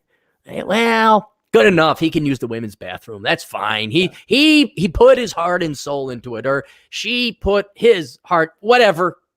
Fine, but don't throw on a ratty wig, wear some, one leg of fishnet stockings, and then be demanded to call a woman while your dick's hanging out on the other side. It's not gonna. You don't have me there. Or have those smarty tits. Like they just got these 2 speed bumps placked on. Yeah. Under a bra, and you're like, what's that? Put a ball of socks in there. Come on, let's go here. Let's get a put some effort into it. Balls to the wall, or whatever genitalia you have. Well, let's get to some super chats because I got to get going. You got to get going. Sam, wait, what happened to Sam? Oh, it went all the way down. God damn it. I got to get up to, darn it. Do you have access to the yeah, I do. Can you start the first one? It should be Troy Kodaleski. Oh, that's the first one. Do you see it? I see Darius. Go all the way to the top. Yeah, I was there. No, I don't want the top chat. I want the live chat. Good job, you two. Wizardly Wizard. No, before that, Sam Kodieski. Sam Kodieski. Come on. Let me do this. I'll get over. Let me check, because it wouldn't allow me to go up more. YouTube is just so great. It's just so great. I don't want the top chat. I want the live chat. Let me go here. I'm going to have to mute this. All right. Going to scroll up myself. Yeah, all it is Wizardly Wizard. Yeah. God darn it. Crap. I wonder if, hang on. Let me sign in, give Atham access. Maybe he can pull it up for us if he's still in the chat room. No. If I remember how to give people access. Boomer Tech shouldn't be that hard. This isn't Boomer Tech. This is just bullshit. YouTube doing YouTube. Like, people were afraid about that whole new thing that's going to happen with YouTube, but I'm like, the only thing that's happening is that if you clicked the little square that says your content is for children, that might get you banned if you're not actually making content for children. I have eliminated. I'm like, nope, not for children. Just not for children. I'm gonna send Atham. How awesome would that be? Like, make a worthless children's edition, like a nice little pop-up book. No, dude, I can't get kids. Don't listen. They're not gonna listen. True. They I'm gonna send Atham. I'm gonna send you the thing on the Facebook. Access here. I feel horrible when people donate money and then we don't. Question about the super chats, because I've got a couple of super chats. How does that work? Like, once a month it gets transferred to your account, or because I was in YouTube Studios and it said, well, you've earned some super chats, and I'm like, yeah, can I transfer that now? And then I went to AdSense, but it wasn't there. It's got to be $100 or more, or some amount before they send it out. So that's how it works. All right, Atham, I sent you the thing on Facebook. Chad would probably get in on here too, because he's in Portland with nothing else to do. Chad Elkins, really? Yeah, I never met him. It's not anything exciting. He's just a guy. I'm kidding. He's a cool guy. Let's go for a song. Poop. Nice. Poop the dog. You got a dog named Poop? No, he always says poop the dog, and then I always say it back to it. But he has this giant mutt of a hound, and it's called Bowser, funnily enough. A Wizardly Wizard for $2. Are trad cucks the right-wing version of hipsters? No. Hipsters are... Trad cucks have at least a logical ideology. Hipsters were just vain. They just celebrated in their conformity and commonness, and hypocritically so, because it's like, look at me be so independent and not conforming by conforming and being completely dependent. Hipsters, you can't. They're They're douchebags. They're just I douchebags. never understood that. Like, did nobody point out to you that your way too expensive phone from China is a sign that you're conforming? Like, hey, there's a whole chapter. Hang on. Give me a second here. Okay. Young and tan and the girl from, I don't know. I like Body Tyler more. I need a hero. Never mind. I can't find it. There's a whole chapter titled "You're Not Intelligent, Smart, Unique, or Interesting. You're a Conformist." I will love that book. Oh, dude, this book I have a feeling it's not even, how could I put it? There are so many truth bombs in it, and they're not racial or sexist or anything like that. And it's the intention of the book is 100% and completely noble. It's like, what can we learn from the mistakes of millennials, including the millennials themselves? How do we not cripple our financial futures and all that other stuff? But it goes so against the lies in the infrastructure of this alternative world that people derive all their value from, that I almost guarantee you it's going to get banned. And I'm going to be like, on what grounds? Tell me what grounds. And they're going to have a hard time saying this is sexist. Like, no, it's not. I just told women how to close the wage gap. I just did this and I just did. Well, it's sexist or racist. No, it's not. I just told minorities how to close the life expectancy gap. But This is objectively pro everyone. I don't know how, but it is so many people are just addicted to these feel-good lies. The whole world's going to kick my ass. Telling me that the emperor actually does have clothes. I'm like, that's funny. I still see his penis. Well, you're ready for it, aren't you? You really are ready for battle. I have, not to sound too arrogant, everything I do that you see is true. But I don't even want to call it insurance. It's not even a plan B. I'm expecting this to happen, and I'm also going to capitalize on it. Oh. The simplest example, but it goes way more than this, is the backlash I'm going to get and all that. I have a way to capitalize on that. I'm banking on that. I have other things that are going to happen where it's going to look like, wow, Clarey is really taking a beating. And it's like, no, it may look like I'm taking a beating now. Oh yeah, all this bad shit that's happened. It looks bad for Cappy. Trust you me, in the end, in the long run, this is all good. Mm-hmm. So I can't say what it is because then people won't do what they're supposed to do. But we're talking, Joker level villainy of plan, and I'm going to predict you move here. And wow, it's a trap. And hey, I made even more money. If you ever need me, just call me. No, it's like what Peterson did. Like Peterson said it too. Like he was on, I can't remember which show. I think it was on Joe Rogan or with Ben Shapiro or Dave Rubin, and Jordan Peterson. And he's actually a bit ashamed of it, but he says, "Well, I kind of capitalized on social justice warriors." Right. And he just hits there and he was like, well, my only problem was that they wanted me to use pronouns and they wanted to put me in jail if I didn't. That just went too far for me. Mm-hmm. And in some way, I found a way to use all the backlash in my favor so I could get my message out. They carry enrich himself. Let me ask you this. Who do I owe this career to? Asshole Consulting, all these books. Who do I owe that career to?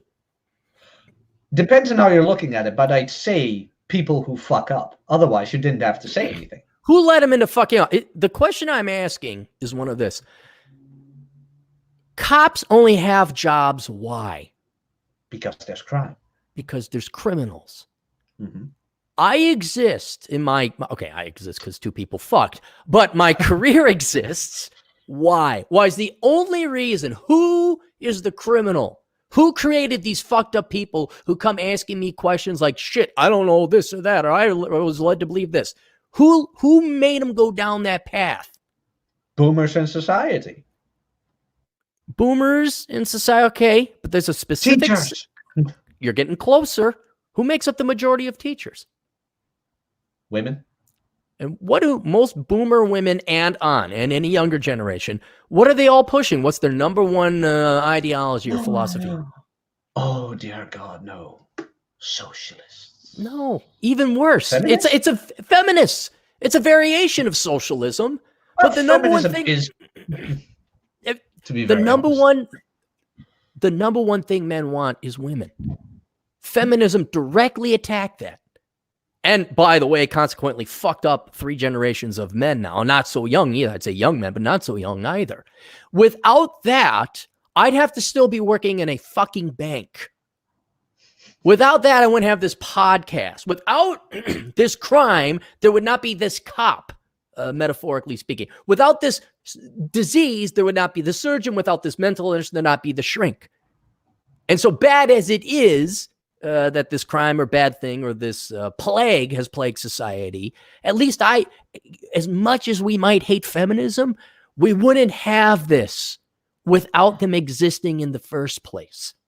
True. And you got to admit, this is a way more interesting life than working the 9 to 5 as a fucking accountant over at Dudley and Moore Incorporated, going back to the white picket fence. As bad as things are, whatever birthright and however fucked up things are, this is a way more interesting life that we have now, going to battle against this virus, this illness that society has. And we have feminism and socialism and teachers and weak ass baby boomers to thank for it. But that's very deeply philosophical of you, like the yin-yang effect. Well, it is. Yeah, it is. One cannot survive without the other. Right. I mean, had we just continued on and had the nuclear family, and men are men and women are women, that doesn't mean one's inferior or superior to the. It's just yin and yang balance. I would have been something else.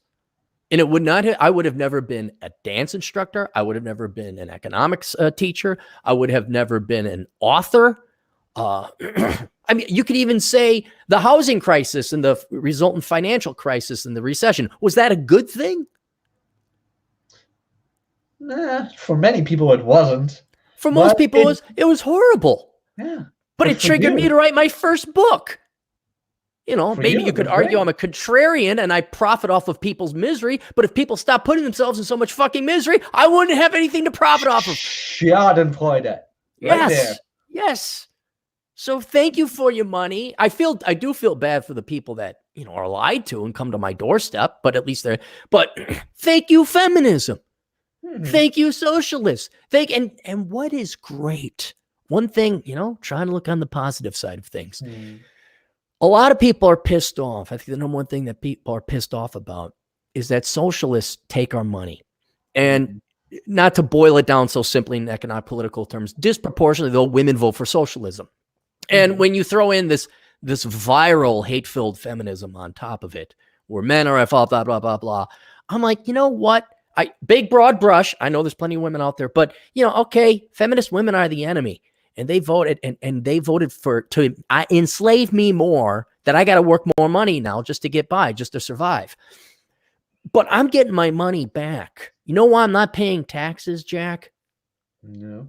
Because I'm going to write the sweetest tasting lies. And those women that got my money through the government programs and the WIC and the BIC and the TAMF and the BAMF and all that other stuff, they're going to give me my money back for very easy labor on my part, which is going to be writing the sweetest tasting lies they want to consume.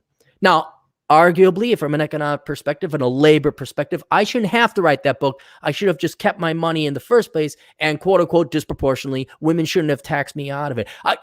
Moot. It happened. Well, guess what's going to happen now? I've figured it out. I figured out how to get my money back. Women want to be lied to. You know what? Lies are insanely cheap to manufacture. Oh, yes. Very cheap. You want that girl? You want that baby at 35? Go for 40. You know what? You freeze your eggs, sweetheart. You go down to the clinic and you freeze your eggs. I'm getting the money back. Right? That's the lay of the land. These are the rules. Fine. I'm going to play by the rules. And so, you know, just a little bit of insight for people to think this one through. Like, what do I want to do in life? STEM, engineering, trades. Yes, all great. If you got a little bit of side time, you lie your motherfucking ass off to leftists. You tell them what they want to hear, and you're going to get some of your money back, because that is a huge industry, huge. Yeah, Rob told me the same thing, because I like to rage sometimes. I just really do. And Rob just sits there and he looks at me like, young blood, enjoy the show. Just feed it to him. Like, he's happy. Yeah. Oh, Rob is the most happy, calm. Okay, maybe except for Atham, but such a calm motherfucker. Like, yeah, holy shit. If those two got into a room, they'd just sit and say, "Yep." And Rob would smoke a cigar, and Atham would smoke his pipe, but that would be it. They wouldn't even. They just look. Yep. They just watch you and me go full on. Oh, we're the fools. We're the fools. Look at these two wasting their energy. Yeah, but we're damn entertaining for it. All right. So Fernando Covett for $4.99. Product design is a small part-time of the business. All these make-do jobs are for marketing. I spend 60% of my time chatting with media and PR and co-work. Yeah. Most of the stuff that you do isn't even designing the freaking product. When I write a book, most of it isn't even writing. It's marketing it. That's what it is. Oh, you need to look in the private chat. Atham found a super chat. Oh, okay. Atham's going back. Let's go through Atham here. From Darius, $5. He says negative interest rates were made because Keynesians tie inflation to economic production. Problem is, old people are misers and no one is having kids. I don't know. I'd have to think that one through. Hang on. Let's go back. Atham, go back. See if you can find. Let's add Atham in. Holy shit. I'm sorry, Atham. You've been there for a while. What's going on, buddy? Hey, I'm busy looking for super chat, so it's all good. Okay, I'll keep you on, just in case. Let's go back to. Hang on. Conk. Poop the dog. There's Wizardly Wizard. Where's that thing? Fernando. Sam Whiskey. Sam for, or was this DJ Aftershock? Oh, darn it, YouTube. Fucking stop being so spurgy. Look at this. Sam Whiskey. Santa Claus was a Byzantine aristocrat, not a Weight Watchers representative like he is today. Merry Christmas, pagans. Sam. Thank you, Sam. Hopefully we scroll down and not skip over any others. Young Sykes, will your next book have an audible version? Yes, it will. I got, what's his name? Undertow potentially reading it. And I am slamming on him because I want him to do better. That's if he doesn't millennial out and go hide for months. In which case, if that happens, you know who's reading my book? You are. Yeah, so there's competition. Yes. So I hope Trump gets impeached and he has a meltdown. That's the only reason why I want. He had a Trump meltdown or something like that, right? All right. DJ Aftershock for $5. I still see Boomer Dubro still acting like they're still in college at Sigma Phi and bragging about their parents working at Cargill. Oh, I think this is Boomer Dude Bros. I haven't seen them doing that. You don't see Boomer men out anymore. They've kind of gone away. DJ Aftershock. Yeah, man. Yeah, the Dude Bros turned into the scholar boys, kind of. If you know what I mean. The where are they in English now? I don't know if you have a name for that. Let me. I'm going to leave the studio and come back, and then try to get back to all those old super chats. So you guys hold the fort for me. It'll just be a second. Yeah. Hey, Atham, how have you been? Pretty good, man. I just got off work like an hour ago, so it's good. Are those training weights? Yeah. Nice. You got your home gym? I do. I actually have my weight rack. You know, my power rack. It's just not here right now, but I'm actually gonna put it back in my room later tonight. So yep. Nice. I got one too. Oh, cool. Best choice ever. Like working out at home. Yes. That's the best for me. I know some people prefer to go to a gym. I'm not that kind of person though. I hate being around people when I'm working out. Yeah, same here. I get mean, one distracted. person okay. One person okay. I mean, all the Right. music they Yes. play in commercial gyms. Yes, Anthem indeed has a cute face. Look at you got a female fan there, Atham. Brianna kind of likes you. I think she. Thank you. Wow. Yes. Wow. Yeah, I prefer to work out at home. 100%. Yeah, me too. Me Yeah. too. I mean, stupidly enough, like this is proof I'm not an engineer, but because I have this foldable squat rack, and I was like, I need a pull-up bar. And just today I was like, It's right why there. don't I just, yeah, it's right. I Right. just raised the damn thing. I raised the damn thing and I have a pull-up bar. I'm like, whoa, Jack, dude. Right. Yeah. Well, mine God. comes with a pull-up bar. Well, it's already integrated, nice. so it's kind of nice. Yeah, I have a gym membership that I only keep because they're all over the place, and I can use them as showers when I'm traveling across the country. Nice. But otherwise, the apartment I moved to has like this gym, and it's adequate enough. And then when it's, do I want to drive the 30 minutes to the closest gym I have? And I'm like, nah, go. I've been managing not to change out of my pajamas until at least 3 p.m. in the afternoon every day. It's been getting that bad. That's a good ability to have. Cappy, you used to work out more, right? Yeah. I'm kind of wondering, like, what were your PRs on squat and deadlift? What's a PR? My numbers? Personal record, yeah. My personal record, I didn't max my bench press because I had my weights at home, and I would rep like that was, I could get it up like 5 or 6 times was 180 pounds. So I was in really great shape. I'm only, back then I was $130. And I was running 11 miles a day. I was in the worst part of my life. And instead of drinking or whatever, I just decided to go on this mad workout. So I looked real good, although I was short, and still am. Did not gain any height. Military press, I think, was maybe 110 or something. I'd have to do it. But the whole point was I didn't have anyone spotting me. And I was in my basement. So if it fell, and sometimes it would. And what I would do is I wouldn't put the bolts on the end. So I could dump the weights one side and dump weights the other, which did help out. But now because I've been writing and I had that health scare and all that, I'm probably in the worst shape I've been in the past 2 or 3 years. But yeah, and after this book is done, and after taxes are done, and after a essay I'm going to write, and I am going to have you record it, Jack, then I am going back to the gym and I'm going to get myself in amazing shape, because by that time, hopefully, in theory, I'll at least be in Vegas more regularly, and maybe my place in South Dakota will be set up and I can get outside on a regular basis. Which essay is that? I can't tell people what it is because I don't want to give anyone else the idea, but it's an important conversation. It'll lay the foundation for a lot of future thought. I think it's an absolutely necessary conversation to have, and it's going to save people a shitload of time and money.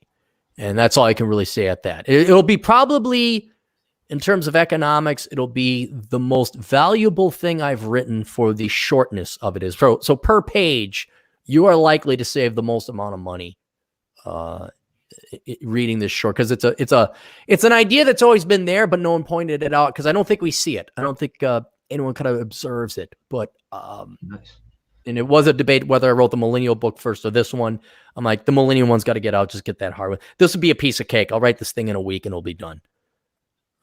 Oh yeah, just let me know in time and I'll record it as fast as possible, but with the best quality as possible. Right. Let me do the sponsors real quick here. Me and all my stuff brought to you all by where'd it go? Adam Pigott's Pushing Rubber Downhill. Go to pushingrubberdownhill.com. And there you could find his book, his blog, and his podcast. His book is also called Pushing Rubber Downhill. It makes a great Christmas gift for any young man. I would get that. It is the hero's journey, except he's in Australia. So a lot of kangaroos and poisonous snakes. It's just like Skywalker. It's like Star Wars, except poisonous snakes and kangaroos. That's all it is. Star Wars with kangaroos. The Science of Mastering Women. written by Linda Gross. You can check out her show at the Men's Advocate Show. Just search that all online. The Science of Mastering Women. It's a book. And her show, The Men's Advocate Show by Linda Gross. We have The Pence Principle, written by my good friend Randall Bentwick. Makes a great Christmas gift. All these things make great Christmas gifts. But that one, he may actually, now that I think about it, talking about savings per page or how much money you'll spare yourself per page, because this is short, but it's very profound. It will prevent you from getting Me Too'd and losing your career. So maybe that's worth more economically. But basically that's what that book is.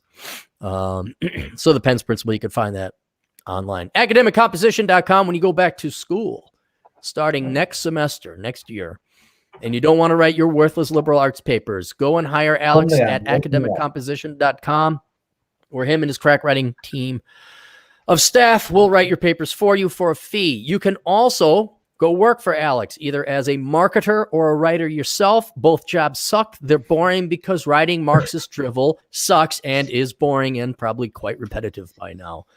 But let him know that the captain sent you, and he'll be there as well. You can advertise on the show if you'd like. It's $100 a month. I would hold off. If you are an advertiser or prospective advertiser, wait until I'm done with how not to become a millennial, because I am very busy doing that. You'll notice on the blog, I'm just doing podcasts and occasionally linking to articles, not anything really new. But that will all change once I'm done with that. And then we have my books, which are great reads on their own, make a good good gift, because they give the gift of money. You're literally handing someone a wad of cash when you give them my book, because if they follow that advice, they will save wads of cash. There is Reconnaissance Man. That is how to figure out where you should live in the United States before you move all over the fucking place, paying realtors fees and unnecessary rent to say, oh, hey, we should have just lived in Vegas this entire time. There's the Black Man's Guide Out of Poverty. Give the gift of getting a good fellow black man out of poverty. Usually that means you're going to have to target some younger men. And I do believe young black men and Latinos are ripe for the taking. I think they are sick and tired of poverty. They are very acutely aware that the government has taken their women from them. And I think now they are open and receptive to not live the shitty lives their predecessors did. Say, fuck this shit. I want, and what level of living, gentlemen, should all men, it doesn't have to be black or Latino, what standard, who should we all be aiming for? Who should we be gunning for? What do you mean? Like what racial standard of living should we all be gunning for? Asian. Not Asians, crazy rich Asians. I want me that crazy rich Asian money. That's what we should all be. So let's close the Asian gap. Let's all become doctors and surgeons. So we got that. To help you with that endeavor, you gave my book, Bachelor Economics. That is the financial advice Bible for men. The very first step in life is to not major in stupid shit. So get also my other book called Worthless, The Young Person's Indispensable Guide to Choosing the Right Major. To achieve the Zen-like level of quality that Atham has, read the book, Enjoy the Decline. And then everybody tuning in is smarter than average. So you should also get the book, Curse of the High IQ. Review them online if you've already bought them. And body boo booty boo booty d. And that's it. That's all the real sponsors I want to do. Mm-hmm. One more super chat. Be right back. Oh, we're caught up on the super chats. For everybody who did pay in, we didn't get to. I'm terribly sorry. I know Troy was one of them. I don't know how many others we didn't get to. We got this. How do red pill men navigate corporate? It is rough. Digital nomad is end game. At the moment, I'm grinding. I have a coalition on me. Advice for the time. Atham, don't you love how they ask me what is normally going to be a $35 question with a $5 Canadian donation, which gives them a limited amount of text, which means I can't really answer the question. Right. Plus, you need a little bit more information in this. Right. A little bit more money, too. Right. A little bit more money. How do you navigate corporate America? Actually, you know what? Frank Survey's book, Corporate Land, that is a great book. Get Corporate Land. That'll answer your question right there. How to survive in corporate America. The way you do corporate America is the first step is you get a good degree so that your employer needs you more than you need them. I mean, you're basically turning yourself into the hot chick if you get yourself a legitimate degree, because you can always go somewhere else. People always want you, and you don't have to dick around with fucking corporate managerial HR bullshit. So that's the first step. The second step is you do the two-prong approach where you're building your business on the side, whatever it may be. It may take several tries, several failures, but you get that other source of income coming in. The third thing is minimalism. So you don't need that much money. And the fourth thing is you get a micro fuck you account of money where you can live 3 to 6 months without it. And anytime you get a psychopathic boss, which you will, you can say, yeah, fuck you. And I mean, like within 2 weeks, if all of a sudden you find out your boss is fucking around and something's terribly off, don't stick around for 3 or 4 months. You quit in 2 weeks. Say, nope, that's not going to happen. And then you got your micro fuck you money. Your mental health is not worth it. And that's it. That's how you do. That's how you do that. And read 48 Laws of Power, of course. I couldn't. Isn't that on the internet? You can get that for free. Yeah, you can get that for free. You can get that for free. That Office guy- Politics is a nice book as well. Yeah, the guy who wrote that, didn't he have like a stroke? He was all stroked Robert, out. Yeah, Robert Greene had a stroke a while back. Right. Yeah. Right. So, Yeah. that's it, gentlemen. We're good to go. Yeah, that was fun. Oh, Cappy, one question. Your latest episodes aren't on iTunes. Why's that? Because I haven't converted them yet. I'm that busy. Yeah, I mean, you've seen them on YouTube, but you don't see them on MP3 or iTunes. Yeah, like that. Yeah, I haven't converted them or uploaded them to MP3. Okay. It's that busy. I wake up, I write, then I go play a game of Call of Duty online. And then And the then GF asks if the shoes are nice. These shoes nice. Yes! Not worse than usual. No, it's not. But yeah, then it's like I got to get out of here, and I go walk, and I like go back and write. Thankfully I'm coming. It's the final stretch. I'm in the advice section. I got 3 sections more. The chapters are about 3 to 4 pages each. They're short ones, so they're not that long. But I'll be damn happy when this is over. Nice. And then the women's edition comes out much later. For 3 times the price. For 3 times the price. What are you doing? Oh. Yeah, so it'll be the women's edition is 3 times the price, or will be 3 times the price, because it'll be worth it, and because what are you doing? Microwaving something? Wait, it's not muted? It's muted, right? Atham looking at him. You know what's great about Atham? Never once is he like Matt Forney farting on the microphone, hitting it with forks, doing dishes. He always Jack, you're supposed to be a professional. I muted it. It's muted, right? I can hear you right now. Then why is this little lamp? We're still gonna hear you. We still hear God you. damn it. Okay, then I have to do it here. Yeah. See, now we can't hear you. Yeah. Europeans, am I right, Atham? Yeah. All those Eastern Hemispherians. He's from Poland. That's a problem. Man. Come save us. Come save us from our muting problem. The old world. They're all quaint in their ways. It's I forgot where we're going. All right, that's it. Jack, where can people find you?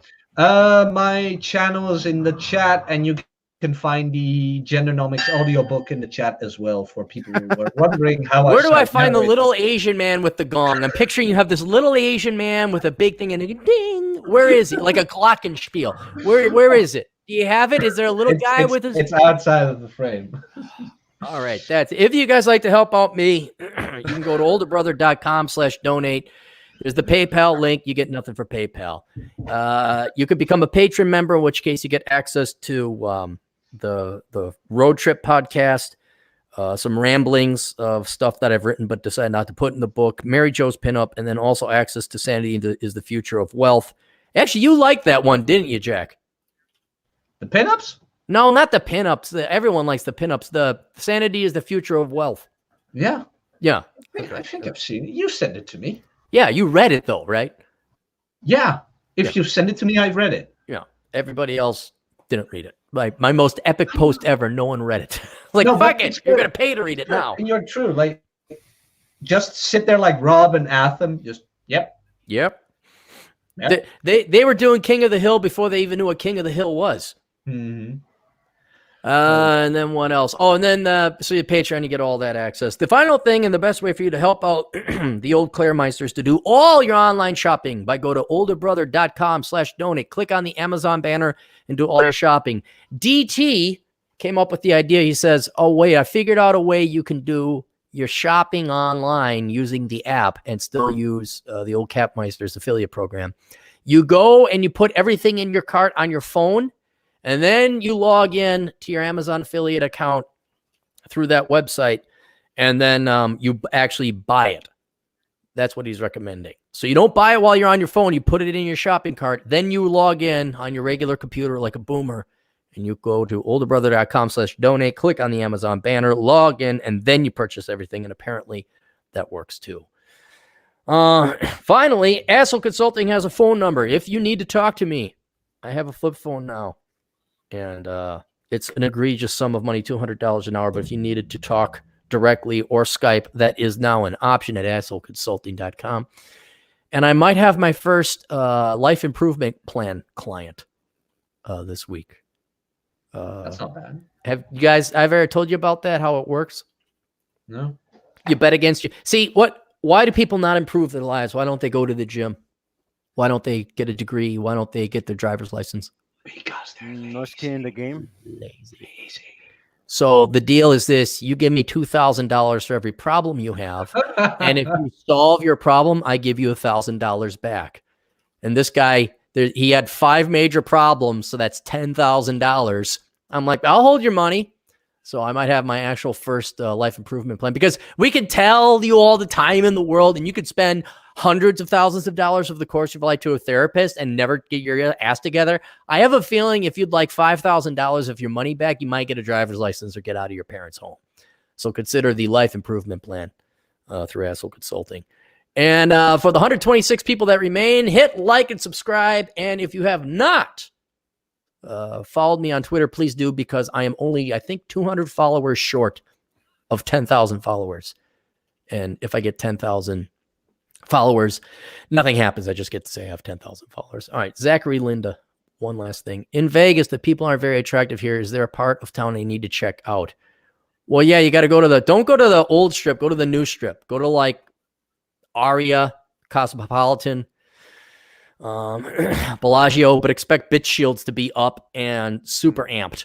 Expect those girls aren't going to give you the time of day. I don't know. Yeah, I'm imagining you're on Fremont Street. That's where the freaks are. The good-looking people are at the high-end hotels. Honestly, if you want to get laid, I drive out to Pahrump and get yourself a prostitute. You're going to save a lot of money, a lot of time, and then just go and gamble. Honestly, that's what I would do. But at a certain point, for a guy, it just becomes the release. You just want the release. It's all the release. Look, dude, do you want to go pay $15 in parking, then pay $15 for a cover, and then pay $15 for a drink, and then pay $15 for her drink? And it's just, I can't think of anywhere in the I can't think of anything in the world where the bitch shields are up more than in the Cosmopolitan or the Aria or the Venetian or wherever. That I just can't imagine it. It's just about the only other place you could have bitch shields up even more is down the road from the Aria and the Cosmopolitan at the Excalibur, where, by the way, you could see my buddy Matt Baldoni play in the Australian Bee Gees show. So I recommend that's worth seeing if you like the Bee Gees. Absolutely. But what comes after? Guess what comes after the Bee Gees show? Thunder from Down Under. Thunder from Down Under, and the women. They won't even dress that nice for a date. The women are dressed to the nines to see the Thunder from Down Under. Yeah. Now, if you want to have even the highest level of bitch shields possible, the highest power level of Dragon Ball Z bitch shield, it's over 9,000. It's way over 9,000. We have to go to the exponential demarcation or notification, where E to the X power or whatever. You sit out at the bar after those girls are released from the Power or Down Under or whatever, and you might as well just hit yourself in the head with a hammer. Yeah, go to Pahrump, and then with the hundreds of dollars you will have saved yourself, go to the M Hotel, which is not on the strip. It's the last hotel on the very southern end of Las Vegas. It's standing out there all by itself on your way to Los Angeles. You see, it's the M Hotel. Go to the rooftop bar and get yourself a nice drink, and you'll have a beautiful view of Las Vegas. Then I'd recommend going to Oatman. You know, everyone else will be hungover. You'll be fine. Go to Oatman, Arizona, and feed the burros. Okay, it's going to be an hour and a half drive. Feed the burros at Oatman, Arizona. And if you can hike, do the Golden Spike hike. You're going to have a way better time in Vegas than throwing yourself on the beaches of Omaha Beach, getting mowed down by an MG42, trying to chase girls over at the Aria or the Cosmopolitan. Okay, guys? Golden Spike, is that the one we hiked? That's the one we hiked, yep. Okay, yeah, that's a good one. Yeah, you did a good job. I didn't have to worry about you. It was other people I thought, like, my God, we're going to have to get a helicopter. All right, that's it. Atham, will you take us out appropriately, please? Toodles.